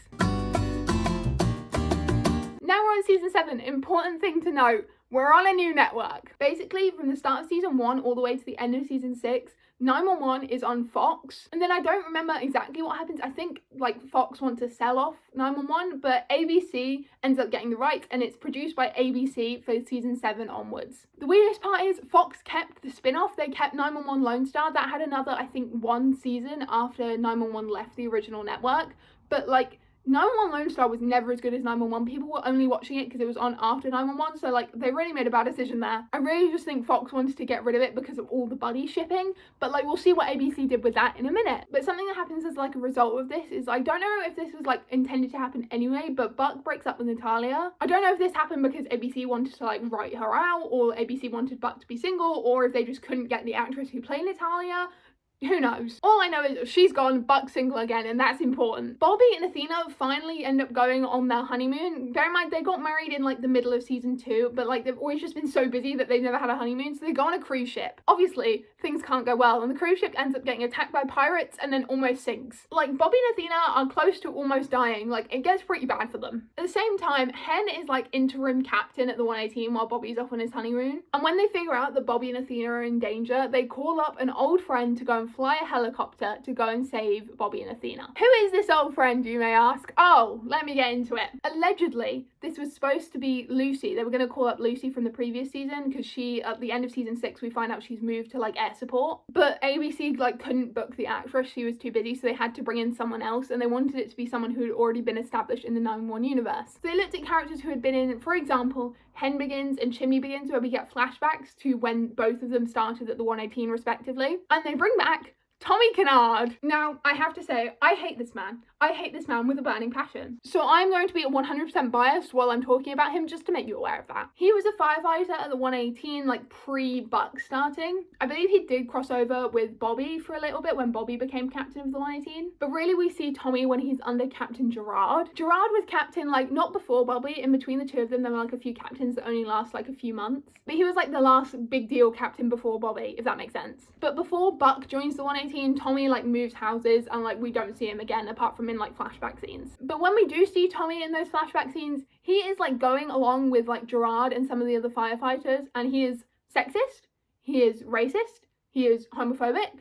So yeah, we don't like him. We don't like Tommy. He sucks. Apparently there's a deleted scene from later in season 7 where Tommy apologizes to like Hen and Karen for the way he treated Hen, but that was deleted, so in my head it never happened. Anyway, back to what we were talking about. Tommy's a helicopter pilot, like with air support for the LAFD, so he like flies them out to go and save Bobby and Athena. I've literally put in my notes, Tommy is here, hell is real. So I think that tells you how I feel about this. They end up saving Bobby and Athena from the cruise ship and they're perfectly fine. So like, that's great. Then we have Buck, Bothered and Bewildered, which is such an important episode. Buck, Bothered and Bewildered is the 4th episode of season 7 of 911. And the basic plotline is Eddie and Tommy start hanging out like a lot. Turns out the two of them have a lot of common interests that they like found out in the whole like helicopter thing. Like Tommy gets in a helicopter and flies the two of them, I think, to Vegas to like go and see a fight or something. Eddie and Tommy end up making plans to go and play basketball together, and like Buck goes to Eddie's house, sees it on Eddie's calendar, and Eddie's like circled it, and Buck goes to talk to Maddie about this and Maddie's like, oh, is it circled with a heart around it? It is so funny when Maddie makes fun of Buck. I love it so much. So Buck ends up going to this basketball game with them, and I think Chimney's there as well, and Buck ends up like spraining Eddie's ankle, and at first Buck is like, oh, I'm just jealous because like Tommy's getting in the middle of what me and Eddie have, which we're not even gonna touch on that because I will go insane. But Tommy comes over to Buck's loft to like apologize for getting in the way of him and Eddie, and then Buck realizes that he thinks he was jealous because he has a crush on Tommy. He did not have a crush on Tommy. He had a thing for Eddie and he was getting jealous because Tommy was getting close to Eddie, but we're not going into that right now because I might go insane. But then Buck and Tommy kiss in Buck's loft, and then they end up going out on a date together. Yay. I think I've said this before in a different video, but I like what meeting Tommy did for Buck, as in like it helped Buck like kind of come to terms with his sexuality, if that makes sense. However, I don't like Tommy. It could have been anyone else. It could have been Eddie, but they chose Tommy. Anyway, in the next episode, Buck and Tommy go on a date. I'm supposed to be happy about this, I'm not. But they end up running into Eddie and Marisol, who are also on a date. But Buck lies to Eddie because he's not told Eddie that he's going on a date with Tommy, so he tells Eddie like they're just hanging out. And then later Buck and Tommy meet up again, and Tommy's like, I don't think you're ready for this. Like, you only just come to terms with your sexuality, you're lying to your best friend about it, like, I'm not gonna like go on another date with you. Buck does actually end up coming out to Eddie like in another point in this episode and is like, yeah, when you ran into me and Tommy, we were on a date. And Eddie's obviously just very happy for Buck that he's found someone new. So like everything's fine in that kind of realm. But Buck apologizes to Tommy and is like, sorry, I lied about us being on a date thing. Asks Tommy on a date to Chimney and Maddie's wedding, which happens in the next episode. But in between episodes, Buck and Eddie are organising Chimney's bachelor party. The bachelor party, oh my god, it's 80s themed. I think, I can't remember if it's 80s or 90s themed. I'm 90% sure it's 80s themed. And Buck and Eddie go as Crockett and Tubbs as like a couple's costume kind of thing. Like, I don't get them either. Tommy like shows up to the start when like Buck and Eddie is setting up and is like, sorry, I have to work. So like he's off being busy, being a firefighter or whatever. I'm supposed to care apparently. But Buck and Eddie just get very, very, very, very, very, very, very drunk. They get so drunk. We get like a montage of them being drunk and doing stupid stuff. What happened at the bachelor party, we'll literally never know. Notably though, Chimney never shows up and they just get drunk anyway, which is kind of hilarious. What we do know that was supposed to happen in this bachelor party is there was supposed to be a scene where Buck and Eddie do karaoke. It was filmed, but they had to cut it for runtime. And if they ever leak this scene, just know, I will probably have a heart attack. According to the 911 wiki, they were supposed to sing What I Like About You by the Romantics, apparently. I didn't know that. I was just looking on the wiki when I was writing notes for this, and I found that out, so there you go. Basically, in the background, Chimney's got, like, encephalitis, and, like, he's really sick, and he ends up, like, hallucinating his, like, dead friend Kevin, who was more like his brother. There's a whole thing going on with Chimney, and, like, he doesn't show up to the wedding, and they have to, like, go on a search to try and find Chimney, and then him and Maddie end up getting married with, like, Chimney in a hospital bed. But Tommy, after work, shows up to the wedding in the hospital, and like him and Buck kiss in front of all their friends, and everyone's like, okay then. So Buck has a boyfriend and it's Tommy, the guy we all hate. Hen should have said something. We could have mitigated so much stuff if Hen had just said something. But anyway, somewhere around this time also Marisol moves in with Eddie, and while they're moving in together, Eddie goes like through all her stuff and finds like a picture of her as a nun, and we find out that Marisol was like in training to be a nun, but then she like dropped out because she realized she didn't want to be a nun anymore, and Eddie's like really struggling to have sex with her because all he can think of is her being a nun, and it's kind of funny. And there's a scene where like Eddie's working out and Buck's there and they're talking about this, and Buck's like, I wish I could help you, and I'm like,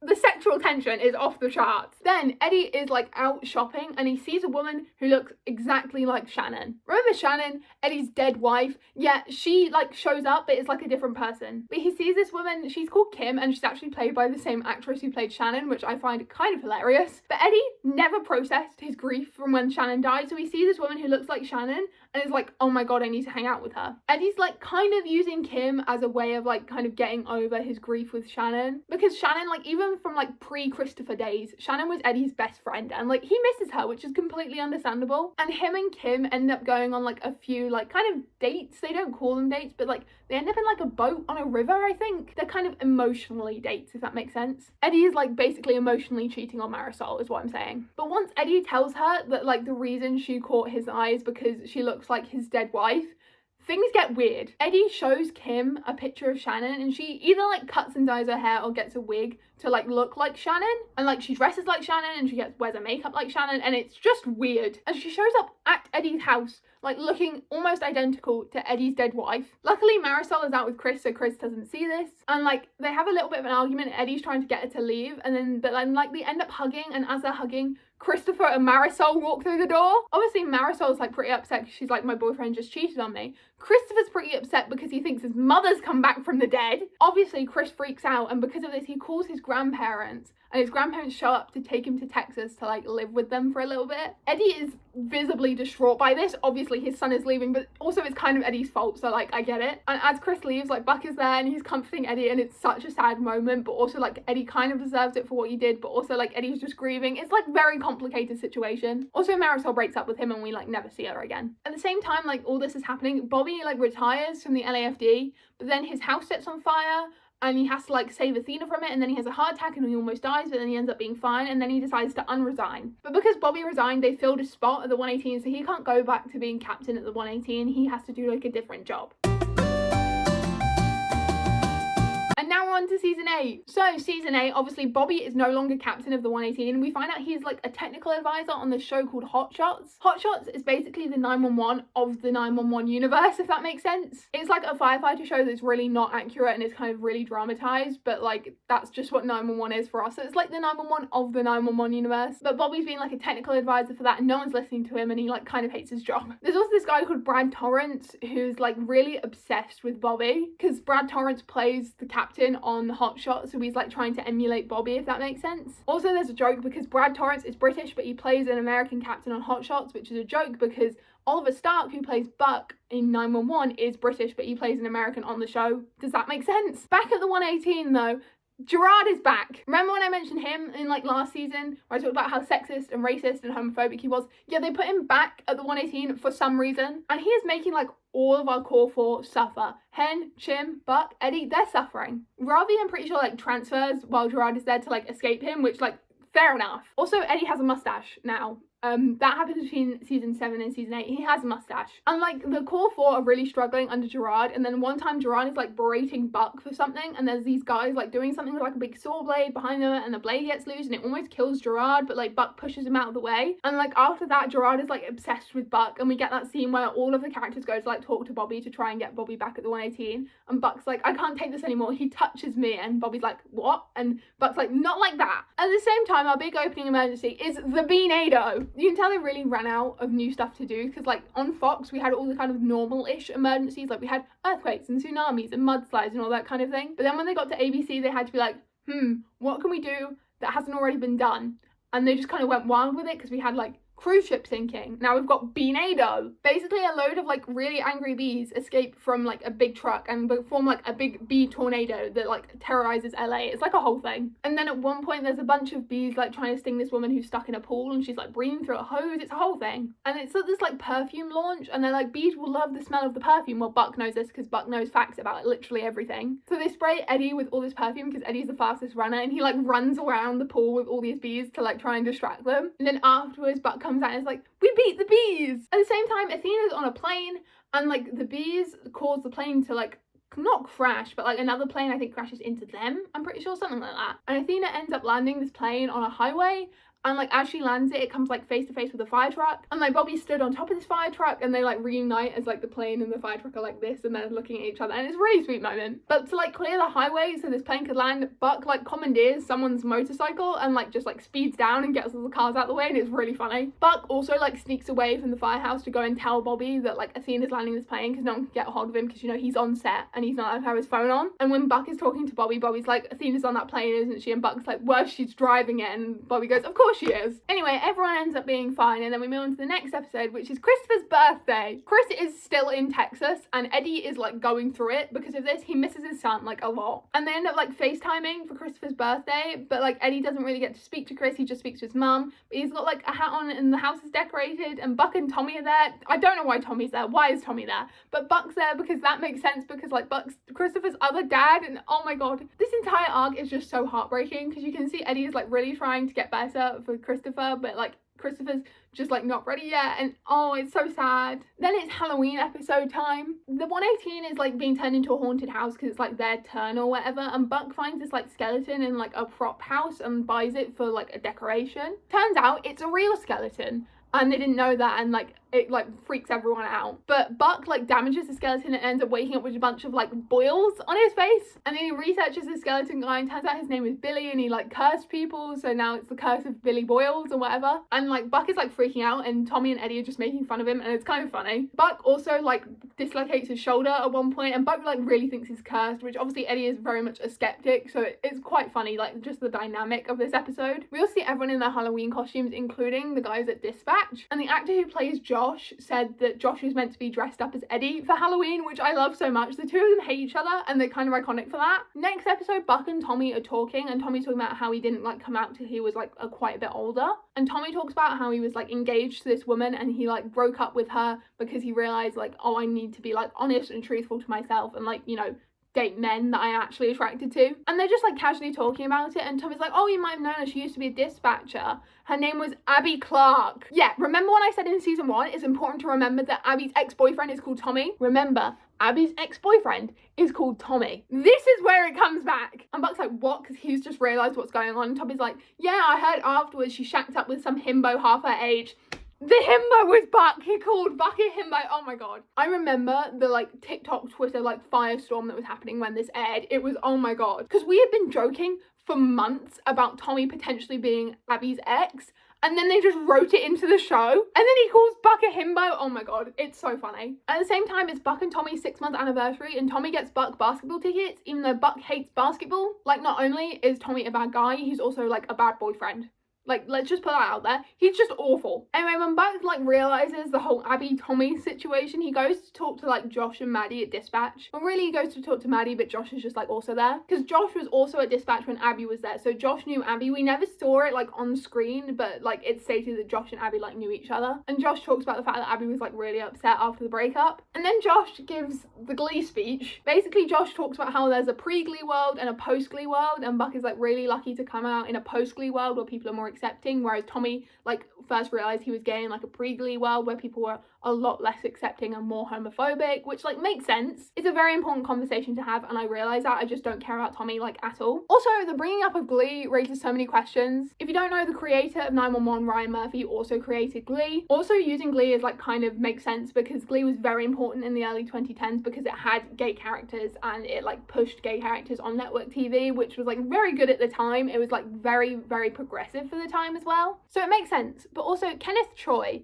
who plays Chimney, was in Glee. He didn't have like a major part, but in season 1, he's Terry's doctor, which, like, spoilers for Glee, like, he helps Terry fake her pregnancy to Will. And like, it's such a minor role, but it's so important that, like, the first time I watched 911, I watched the first episode and I was like, oh my god, it's the doctor from Glee. So yeah, that's just interesting. I shouldn't be surprised because they did this kind of thing in Glee all the time. Like, they had things that like existed in Glee, but also that meant the actors who played things in those things were also in Glee as different characters. It was like a whole thing. Like, Wicked exists in Glee, but also Idina Menzel plays another character, even though she was in the original Broadway cast of Wicked, but they never mention that this character was in Wicked. So like, are these two separate people that look alike? I'm not going to go into it right now. The Glee universe is weird. Anyway, back to Josh's speech. Buck's like saying, what do I do now? Like, where does our relationship go from here? And Josh asks Buck a bunch of questions. He asks him, like, do you love him? Do you care about him? Do you think about him when he's not around? And in this moment, it's supposed to be like, oh my god, Buck's thinking of Tommy. He really does love him. But really, I think Buck's thinking of Eddie.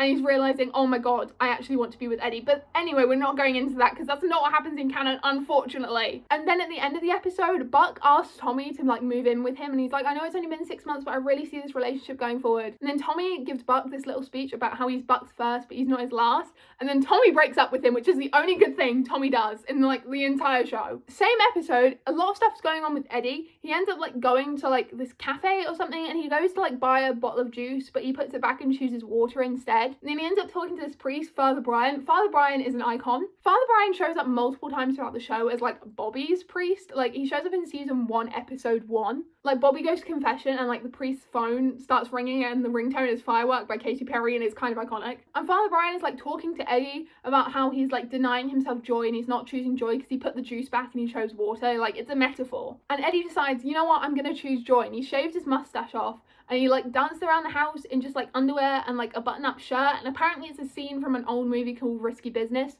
I've never seen it. But as he's doing this, Buck shows up and they end up like drinking together on the couch because like Buck's just broken up with his boyfriend and Eddie's like choosing joy for the first time. And in this moment, I feel they should have done buddy canon, but anyway. After that, Buck, Eddie and Chimney are in like an episode of Hot Shots, and we find out from that that Christopher's like a big fan of the show, and that's why Eddie agrees to be in it, because like he thinks his son is going to see him, which is so cute. Also, I forgot to mention this, but like just after the Beanado, I'm pretty sure Bobby comes back as captain of the 118. Like, he stops his technical advisor job and returns as 118 captain, and Gerard actually takes over the technical advisor job because he just gets to sit and drink coffee all day, which like is his dream job. But Brad Torrance, remember that guy, the actor on Hot Shots, he like comes over to the 118 to like watch the episode they're in with them together. And him and Eddie start talking because Brad has these kids that he never ever sees, and he gives Eddie this advice of like, don't wait another minute, like go to your son. So then the next episode, Buck comes over to Eddie's house, and Eddie like is looking at something on like a tablet, and he flips it over as Buck walks in, and obviously Buck is like really suspicious of this, and he flips over the tablet and it turns out Eddie's looking at houses. And at first Buck just thinks like Eddie's moving like to another house in LA, but then Eddie clarifies that the houses are in El Paso. Eddie's basically decided that he can't miss out on any more of Christopher's life, so he's going to move to El Paso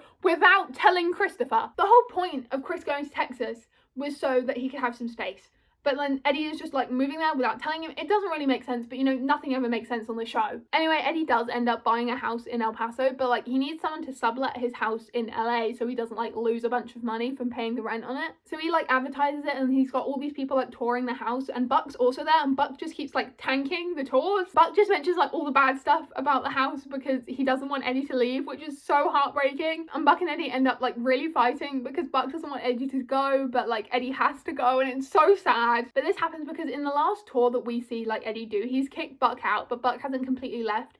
But Buck hears Eddie say that he has like no ties in LA, which like wrecks Buck because Buck is like so entwined with Eddie's life, but Eddie can just leave him, and it makes Buck feel so awful, and oh my god, it's so sad. But because Buck wants to like support Eddie because he knows Eddie has to go and get Chris, he ends up like subletting Eddie's house from him. He basically like sets up a tour with Eddie as a guy called Freddie Fakeman, which Eddie for some reason thinks is real. And then Buck shows up like about the time of the tour, and he's trying to explain to Eddie, but Eddie keeps interrupting him. And then the doorbell rings, and it's the rest of the 118, and they're about to go out for Eddie's like leaving dinner or whatever. But Eddie's like, no, I've got to meet this guy to give him a tour of my house. And Buck's like, no, I'm Freddie Fakeman, I'm your new subletter. I'm sorry, but just Buck subletting Eddie's house from him.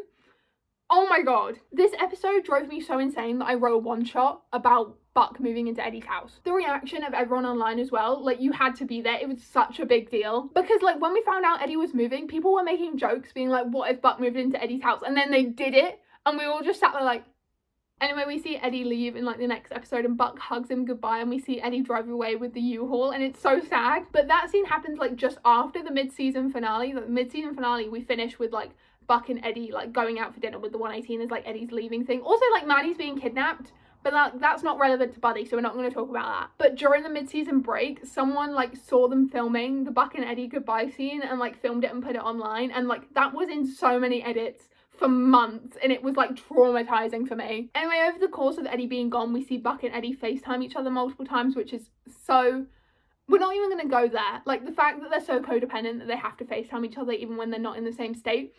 I will go insane if I talk about that too much. But Buck is like really struggling without Eddie being there. He can't even sleep in like Eddie's house because like he's like, Eddie's not there, I can't sleep there without Eddie being there. So he's like sleeping on Maddie's couch. Also by this point we know that Maddie is pregnant again with her second child, which like is very exciting, yay. Buck is coping with Eddie being gone and also with his breakup with Tommy by just like baking constantly. We find out basically in season 8 that Buck bakes when he's stressed and that is now just like a pivotal point of his character. It's in so many fanfics. But Ravi has come in to like replace Eddie in the 118 and Buck realizes he's never really hung out with him before, so he invites Ravi out for drinks with him. And while they're having these drinks, Buck is just yapping about Eddie. He's telling Ravi all these stories about like him and Eddie or just about Eddie. And then at one point Ravi's like, wait, isn't that thing you just told me, isn't that illegal? And Buck's like, no, Eddie can't do anything wrong. Eddie has a silver star. Remember when I said at the start of season 2 that Eddie having a silver star is important? This is when it's important. Buck just cannot help but defend Eddie because Eddie has a silver star, don't you know? And it's so funny because Ravi is so done and I can't even blame him. I would be done too. But Ravi ends up going to the bar and then he spots Tommy there and he's like, this is my ticket out of this like hellhole.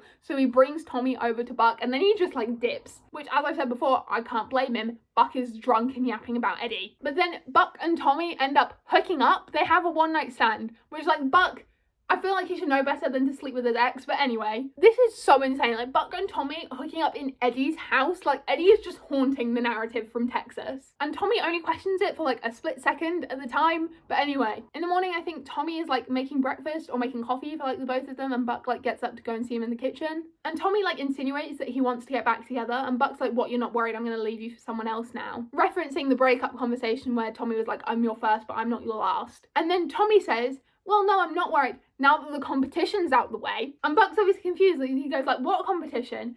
It's Eddie. He's talking about Eddie. And Tommy's like, yeah, you're living in the guy's house, like insinuating Buck is in love with Eddie. And Buck's like, that's insane. Eddie's straight and he's a renter, which is Buck's only 2 lines of defense to him being in love with Eddie, which is just insane. But Buck ends up kicking Tommy out of his house and he's like, I don't have to sleep with everyone I have feelings for and I don't have to have feelings for everyone I sleep with, which...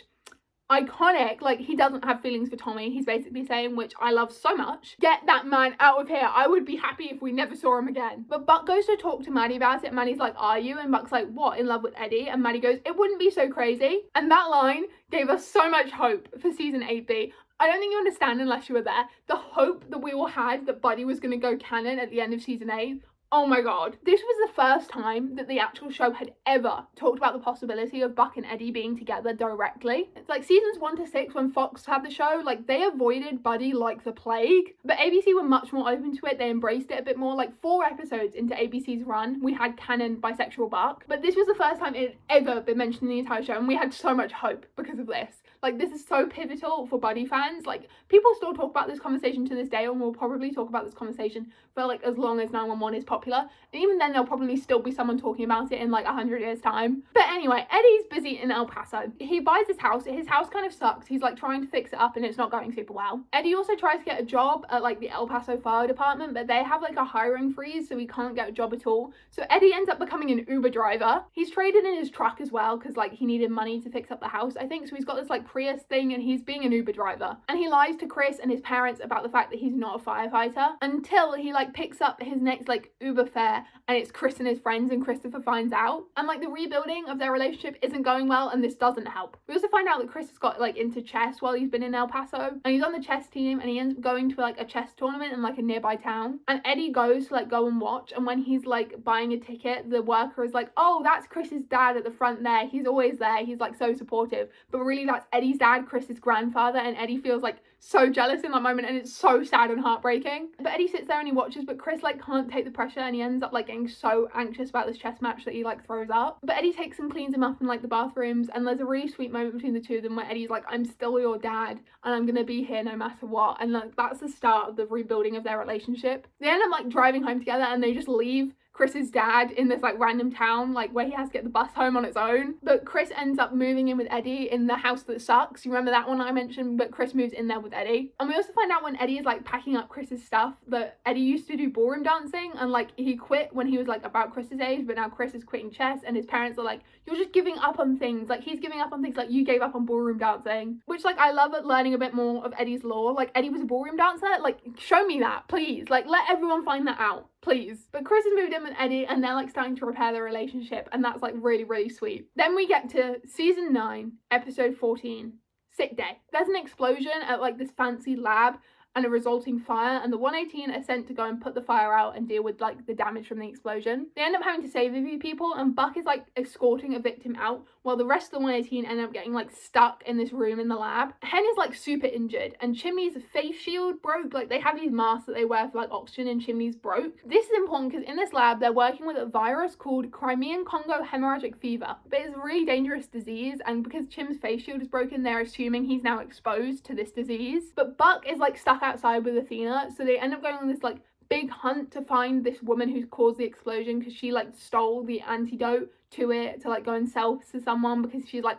this disease is going to infect everyone because of my explosion, so I'm going to sell the antidote and make a bunch of money. She's like kind of evil. And they get the antidote and they inject Chim, and everyone gets out, and Hen's fine as well. Like they've saved her with her like collapsed lung or whatever. Ravi at one point is in danger because he runs out of oxygen, and they have to connect themselves to the oxygen like in the lab. But they all get out, but as Bobby is about to get out, he closes the door and he locks it, because it turns out in the explosion his like oxygen hose got a tear in it, so he's been exposed to the virus this entire time. And Buck's the one who's there when Bobby locks the door. Buck is obviously very distraught. That's his dad in there. And Bobby says to Buck through this glass door, like, they're gonna need you. I love you, kid. And oh my god, it breaks my heart into tiny little pieces. And then Buck trades places with Athena, so like Athena can say goodbye to her husband, which, oh my god. And then we see Bobby die while Work Song by Hosier plays, and I cannot hear this song anymore without getting upset. When this episode aired, the amount of public backlash was insane. People were so mad that they killed off Bobby Nash. Like, everyone was so angry, but half of us still had hope that this was going to be a big, like, kind of joke, I guess. Not like a joke in that it's not sad, because it is really sad, but a lot of people, including me, thought that they were going to bring Bobby back. We thought that because he died of this like really experimental disease, the government were like keeping him in a lab to like test stuff on, and he was actually alive. So to this day, in my head, Bobby Nash is alive in a government lab, okay? Then in the next episode, we have Bobby's funeral. Now, we knew this was coming because they filmed this in downtown LA, just in the middle of the street, and they just didn't think it was going to leak for some reason. Obviously it leaked, but everyone thought it was going to be some kind of coma dream like they did with Buck when he had a coma. My running theory was Eddie was going to have like some kind of near-death experience in El Paso, and he was going to see what the future would be like if he never went back to the 118, and he was going to find out that Bobby would die because he wasn't there, and that was going to be how he came back to LA. But that never happened. Eddie does come back to LA for the funeral. He's there. He's like staying on Buck's couch because Buck is obviously living in his house. Buck ends up going to like confession to try and talk to Bobby, and it's so heartbreaking. Buck and Eddie are kind of like fighting because Buck is like drowning in his grief, but trying to like help everyone else by doing like grief assessments and stuff, because Bobby told Buck that everyone was going to need him, and he like took that to heart. And then we get that big fight where Eddie goes, the trials and tribulations of Evan Buckley, a tragedy in 97 acts. This moment was so iconic. At the time, like, I could not escape this on TikTok, on Twitter, everywhere when this happened. They were all just like grieving, but Buck and Eddie are like fighting about it. And then Buck comes home after a shift and finds a note on the couch which says like, gone to the airport, Eddie. So he thinks Eddie's just gone back to El Paso and left him, because like the funeral's happened at this point. Also, for the funeral, it took them ages to actually release the body, which like another point for Bobby being alive in a government lab. Also, Athena buried Bobby with his like first wife and children in Minnesota. Breaks my heart every time, which like it's right to do, but it's so sad. But then back to Buck and Eddie. Buck comes home, like he goes out and then he comes back, and Eddie's there with Christopher. Turns out he just went to the airport to go and get Christopher, so we get Buck and Christopher reuniting. Also, going back to when they were arguing, we see flashbacks to when Eddie found out about Bobby's death, and he got like a phone call, and he's like trying to cry in his bedroom really quietly so he doesn't wake up Chris, because he's got to tell Chris that someone else he loves is dead, and oh my god. It's so sad. But we go back to the 118, and because Bobby is dead, Gerard is back as captain again. The core four plus Ravi are all like talking in the loft, and Buck tells them he's put in for a transfer. He's like, now Bobby's gone, the 118's just a number, so he doesn't want to stay. It's also like Eddie's kind of leaving party, I guess, because he's going back to El Paso and he's going to stay there for good. So they're giving him his like LAFD turnouts as like a goodbye present. Then there's like a big building collapse that the 118 are called to, and Eddie like sees it on TV as he's like packing up his stuff, and his aunt is like, go help them. So Eddie like goes to the building collapse with his LAFD turnouts on, even though he's technically no longer a member of the LAFD. And he ends up saving Ravi, Buck, and a victim when they're like stuck on a balcony because this building is like shifting and collapsing around them. Anyway, they all go back to the 118, and Eddie's like trying to like book new tickets because he's missed his plane back to El Paso. So he's like, oh, me and Chris have got to get the red eye. And Chim gives this big speech about how no one's leaving. We all need to stay because that's what Bobby would have wanted, and Eddie ends up staying in LA. Also, Maddie gives birth to a son who her and Chim name Robert Nash Hahn, which it's so good. And now we have baby Bobby, who is like that circle baby who went viral on Twitter like a couple of months ago. That's baby Bobby. The baby, he's just so circular and also so cute. Anyway, that's the end of season 8. Season 9 time. Obviously, this is the most recent season, so only episodes 1 to 6 are currently out. We've only had 9A. But first things first, Buck and Eddie are living together. We never know how long they live together, but we find out in a later episode that Buck has only just moved out, so we can assume it's like several months the two of them are living together, which they never show us any of, which I feel is the worst thing they could have done. Like, let me see the buddy roommates arc. We also have interim Captain Chimney, and he's like insisting that he's interim captain and like someone's gonna take over. He doesn't want the job, you know. They end up having this ceremony where they turn the 118 firehouse into like the Robert Wayne Nash Memorial Station 118 firehouse. It has like a really long name, but it's like this really fancy ceremony, and they put like a big plaque in the firehouse and they like dedicate it all to Bobby. Because of the whole, you know, Bobby's dead thing, Athena's struggling because, you know, that's her husband who's died, but also May and her little brother Harry are struggling. Harry I haven't really talked about because he hasn't really been like super relevant to Buck and Eddie's plots, but he is now. But May and Harry are at this ceremony and they're like talking to people there. Also at the ceremony, Buck and Ravi are talking. We find out that Eddie and Hen are now partners. Basically because Chim's now captain, they had an empty paramedic spot which Eddie has filled. And Buck is like really jealous of how close Eddie and Hen have got, which is so funny. Because Ravi's like, they've been working together for like 7 years. This isn't that weird. But Buck's like, yeah, it's weird. They shouldn't be that close, even though they're not even as close as Buck and Eddie are. Anyway, when the 118 are on shift, they get called to this emergency where this billionaire has been swallowed by a whale. Don't ask. But this billionaire has like a space tourism company, so Athena and Hen end up going to space on like the maiden voyage of this new rocket. But while like the launch is happening, May and Harry like come over to the 118 as well as like all of their extended family so they can all watch like the launch together. At the same time, there is a geomagnetic storm in space and there's like space debris falling to Earth, and obviously the 118 are dispatched to like deal with a bunch of emergencies that happen from this. But Harry is like freaking out because they've like lost contact with the rocket with his mum in like as part of the storm. But Harry's like freaking out, so Buck and Eddie convince Chim to let Harry come on a ride along with them. But Chim's like not sure, and Eddie's like, Chris went on a ride along when he was 8, Harry's 18, it's gonna be fine. So Chim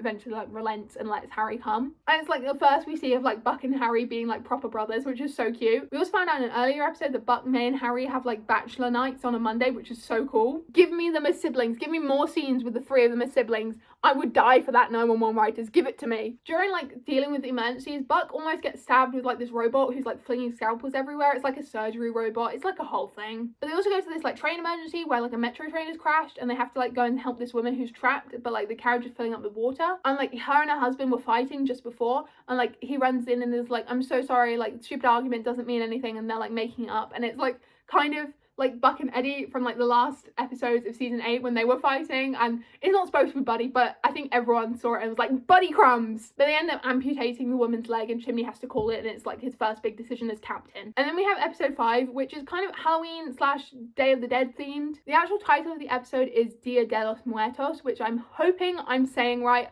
I dropped Spanish when I was like 12, so I'm really sorry if I'm saying it wrong.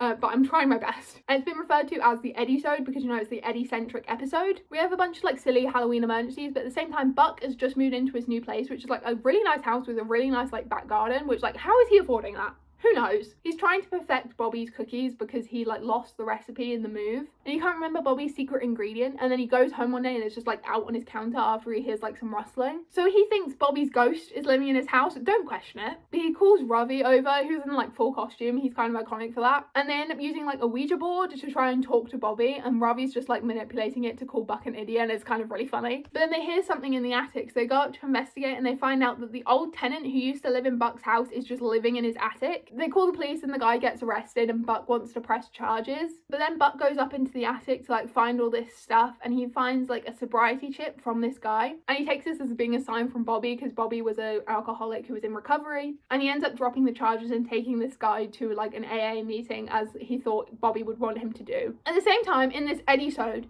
Eddie is like wrestling with his faith. He's like started going back to church, but he hasn't really told anyone yet because he's not sure about it. He ended up going to mass with his abuela. Remember her from like season 2? She's still about. And Eddie's like talking about how he was trying to look for God in things, and abuela goes, you're looking in the wrong place. You need to like look for love, and that's where God is. I'm kind of paraphrasing, but that's what she basically says. And in everyone's head, everyone was like, oh my God, she's talking about look at Buck and you will fall in love, Eddie. You know? At the same time, the 118 get called to an emergency where there's an exorcism going on. Basically, they had like chained this girl up. She had like got tetanus because there was like a broken rusty bed that she was chained up to. And then because she was so ill, they thought she had the devil in her and they were doing an exorcism on her. And Eddie gets really mad because like he's trying to deal with like his own faith and like come back to religion, but also like they're showing him like the bad side of religion, I guess. Eddie's like struggling with this, and then we see Eddie wake up one morning and Christopher comes out of his room and is like, is your abuela here? Because Christopher says he saw her last night and she told him like not to be afraid or something like that. And Eddie's like, oh, it's fine, you were just dreaming. But then he gets a call from his aunt basically saying his abuela passed away overnight, which to my name, when I catch you, Eddie's abuela dying so soon after Bobby is just not okay. But we must thank abuela for her services for babysitting Chris in like 90% of buddy fics that exist. But then we see the funeral home take Eddie's abuela away, and like Eddie is stood in the middle of this like big parade. And this still we thought Eddie was either going to be looking at Buck or someone who looked really like Shannon, and he was finally going to deal with his grief from Shannon, but no, he's watching his abuela get taken away because she's died. Anyway, next episode, episode 6, family history. We don't get too much Eddie in this episode because, you know, we had a big Eddie episode in the last one. But Buck is helping Harry prepare for his firefighter test. Basically, from the ride along, Harry was inspired to join the LAFD, so Buck like helps him like prepare for the test.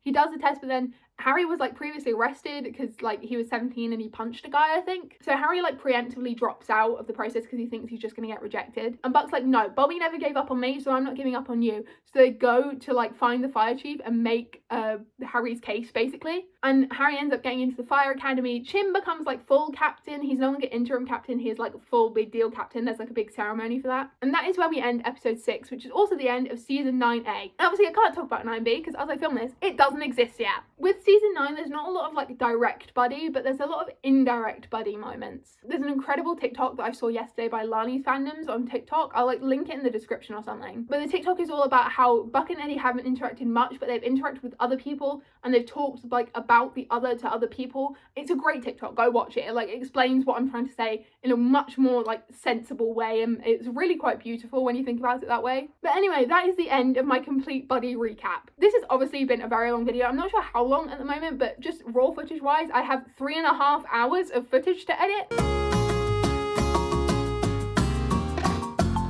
So please, if you like the video, please leave a like on it and maybe subscribe. I make a bunch of videos all about fanfiction and fandoms and a lot about 911 as well. So if you like this stuff, you probably will like my other stuff. Feel free to leave a comment for your hopes for Buddy for the rest of the season. I'm holding out hope for Buddy Canon season 9. Buddy Canon is happening in 2026, people. I have hope. You can find me at claudiabutworse on TikTok and Twitter, but there'll also be links in the description if you want to just use those. On Twitter, I yap about Buddy all the time, and on TikTok, I post new TikToks every single day all about fanfiction. So if you like that kind of thing, you'll probably like my TikTok. So yeah, I've been Claudia. I really hope you enjoyed this video, and I'll hopefully see you all soon. Bye.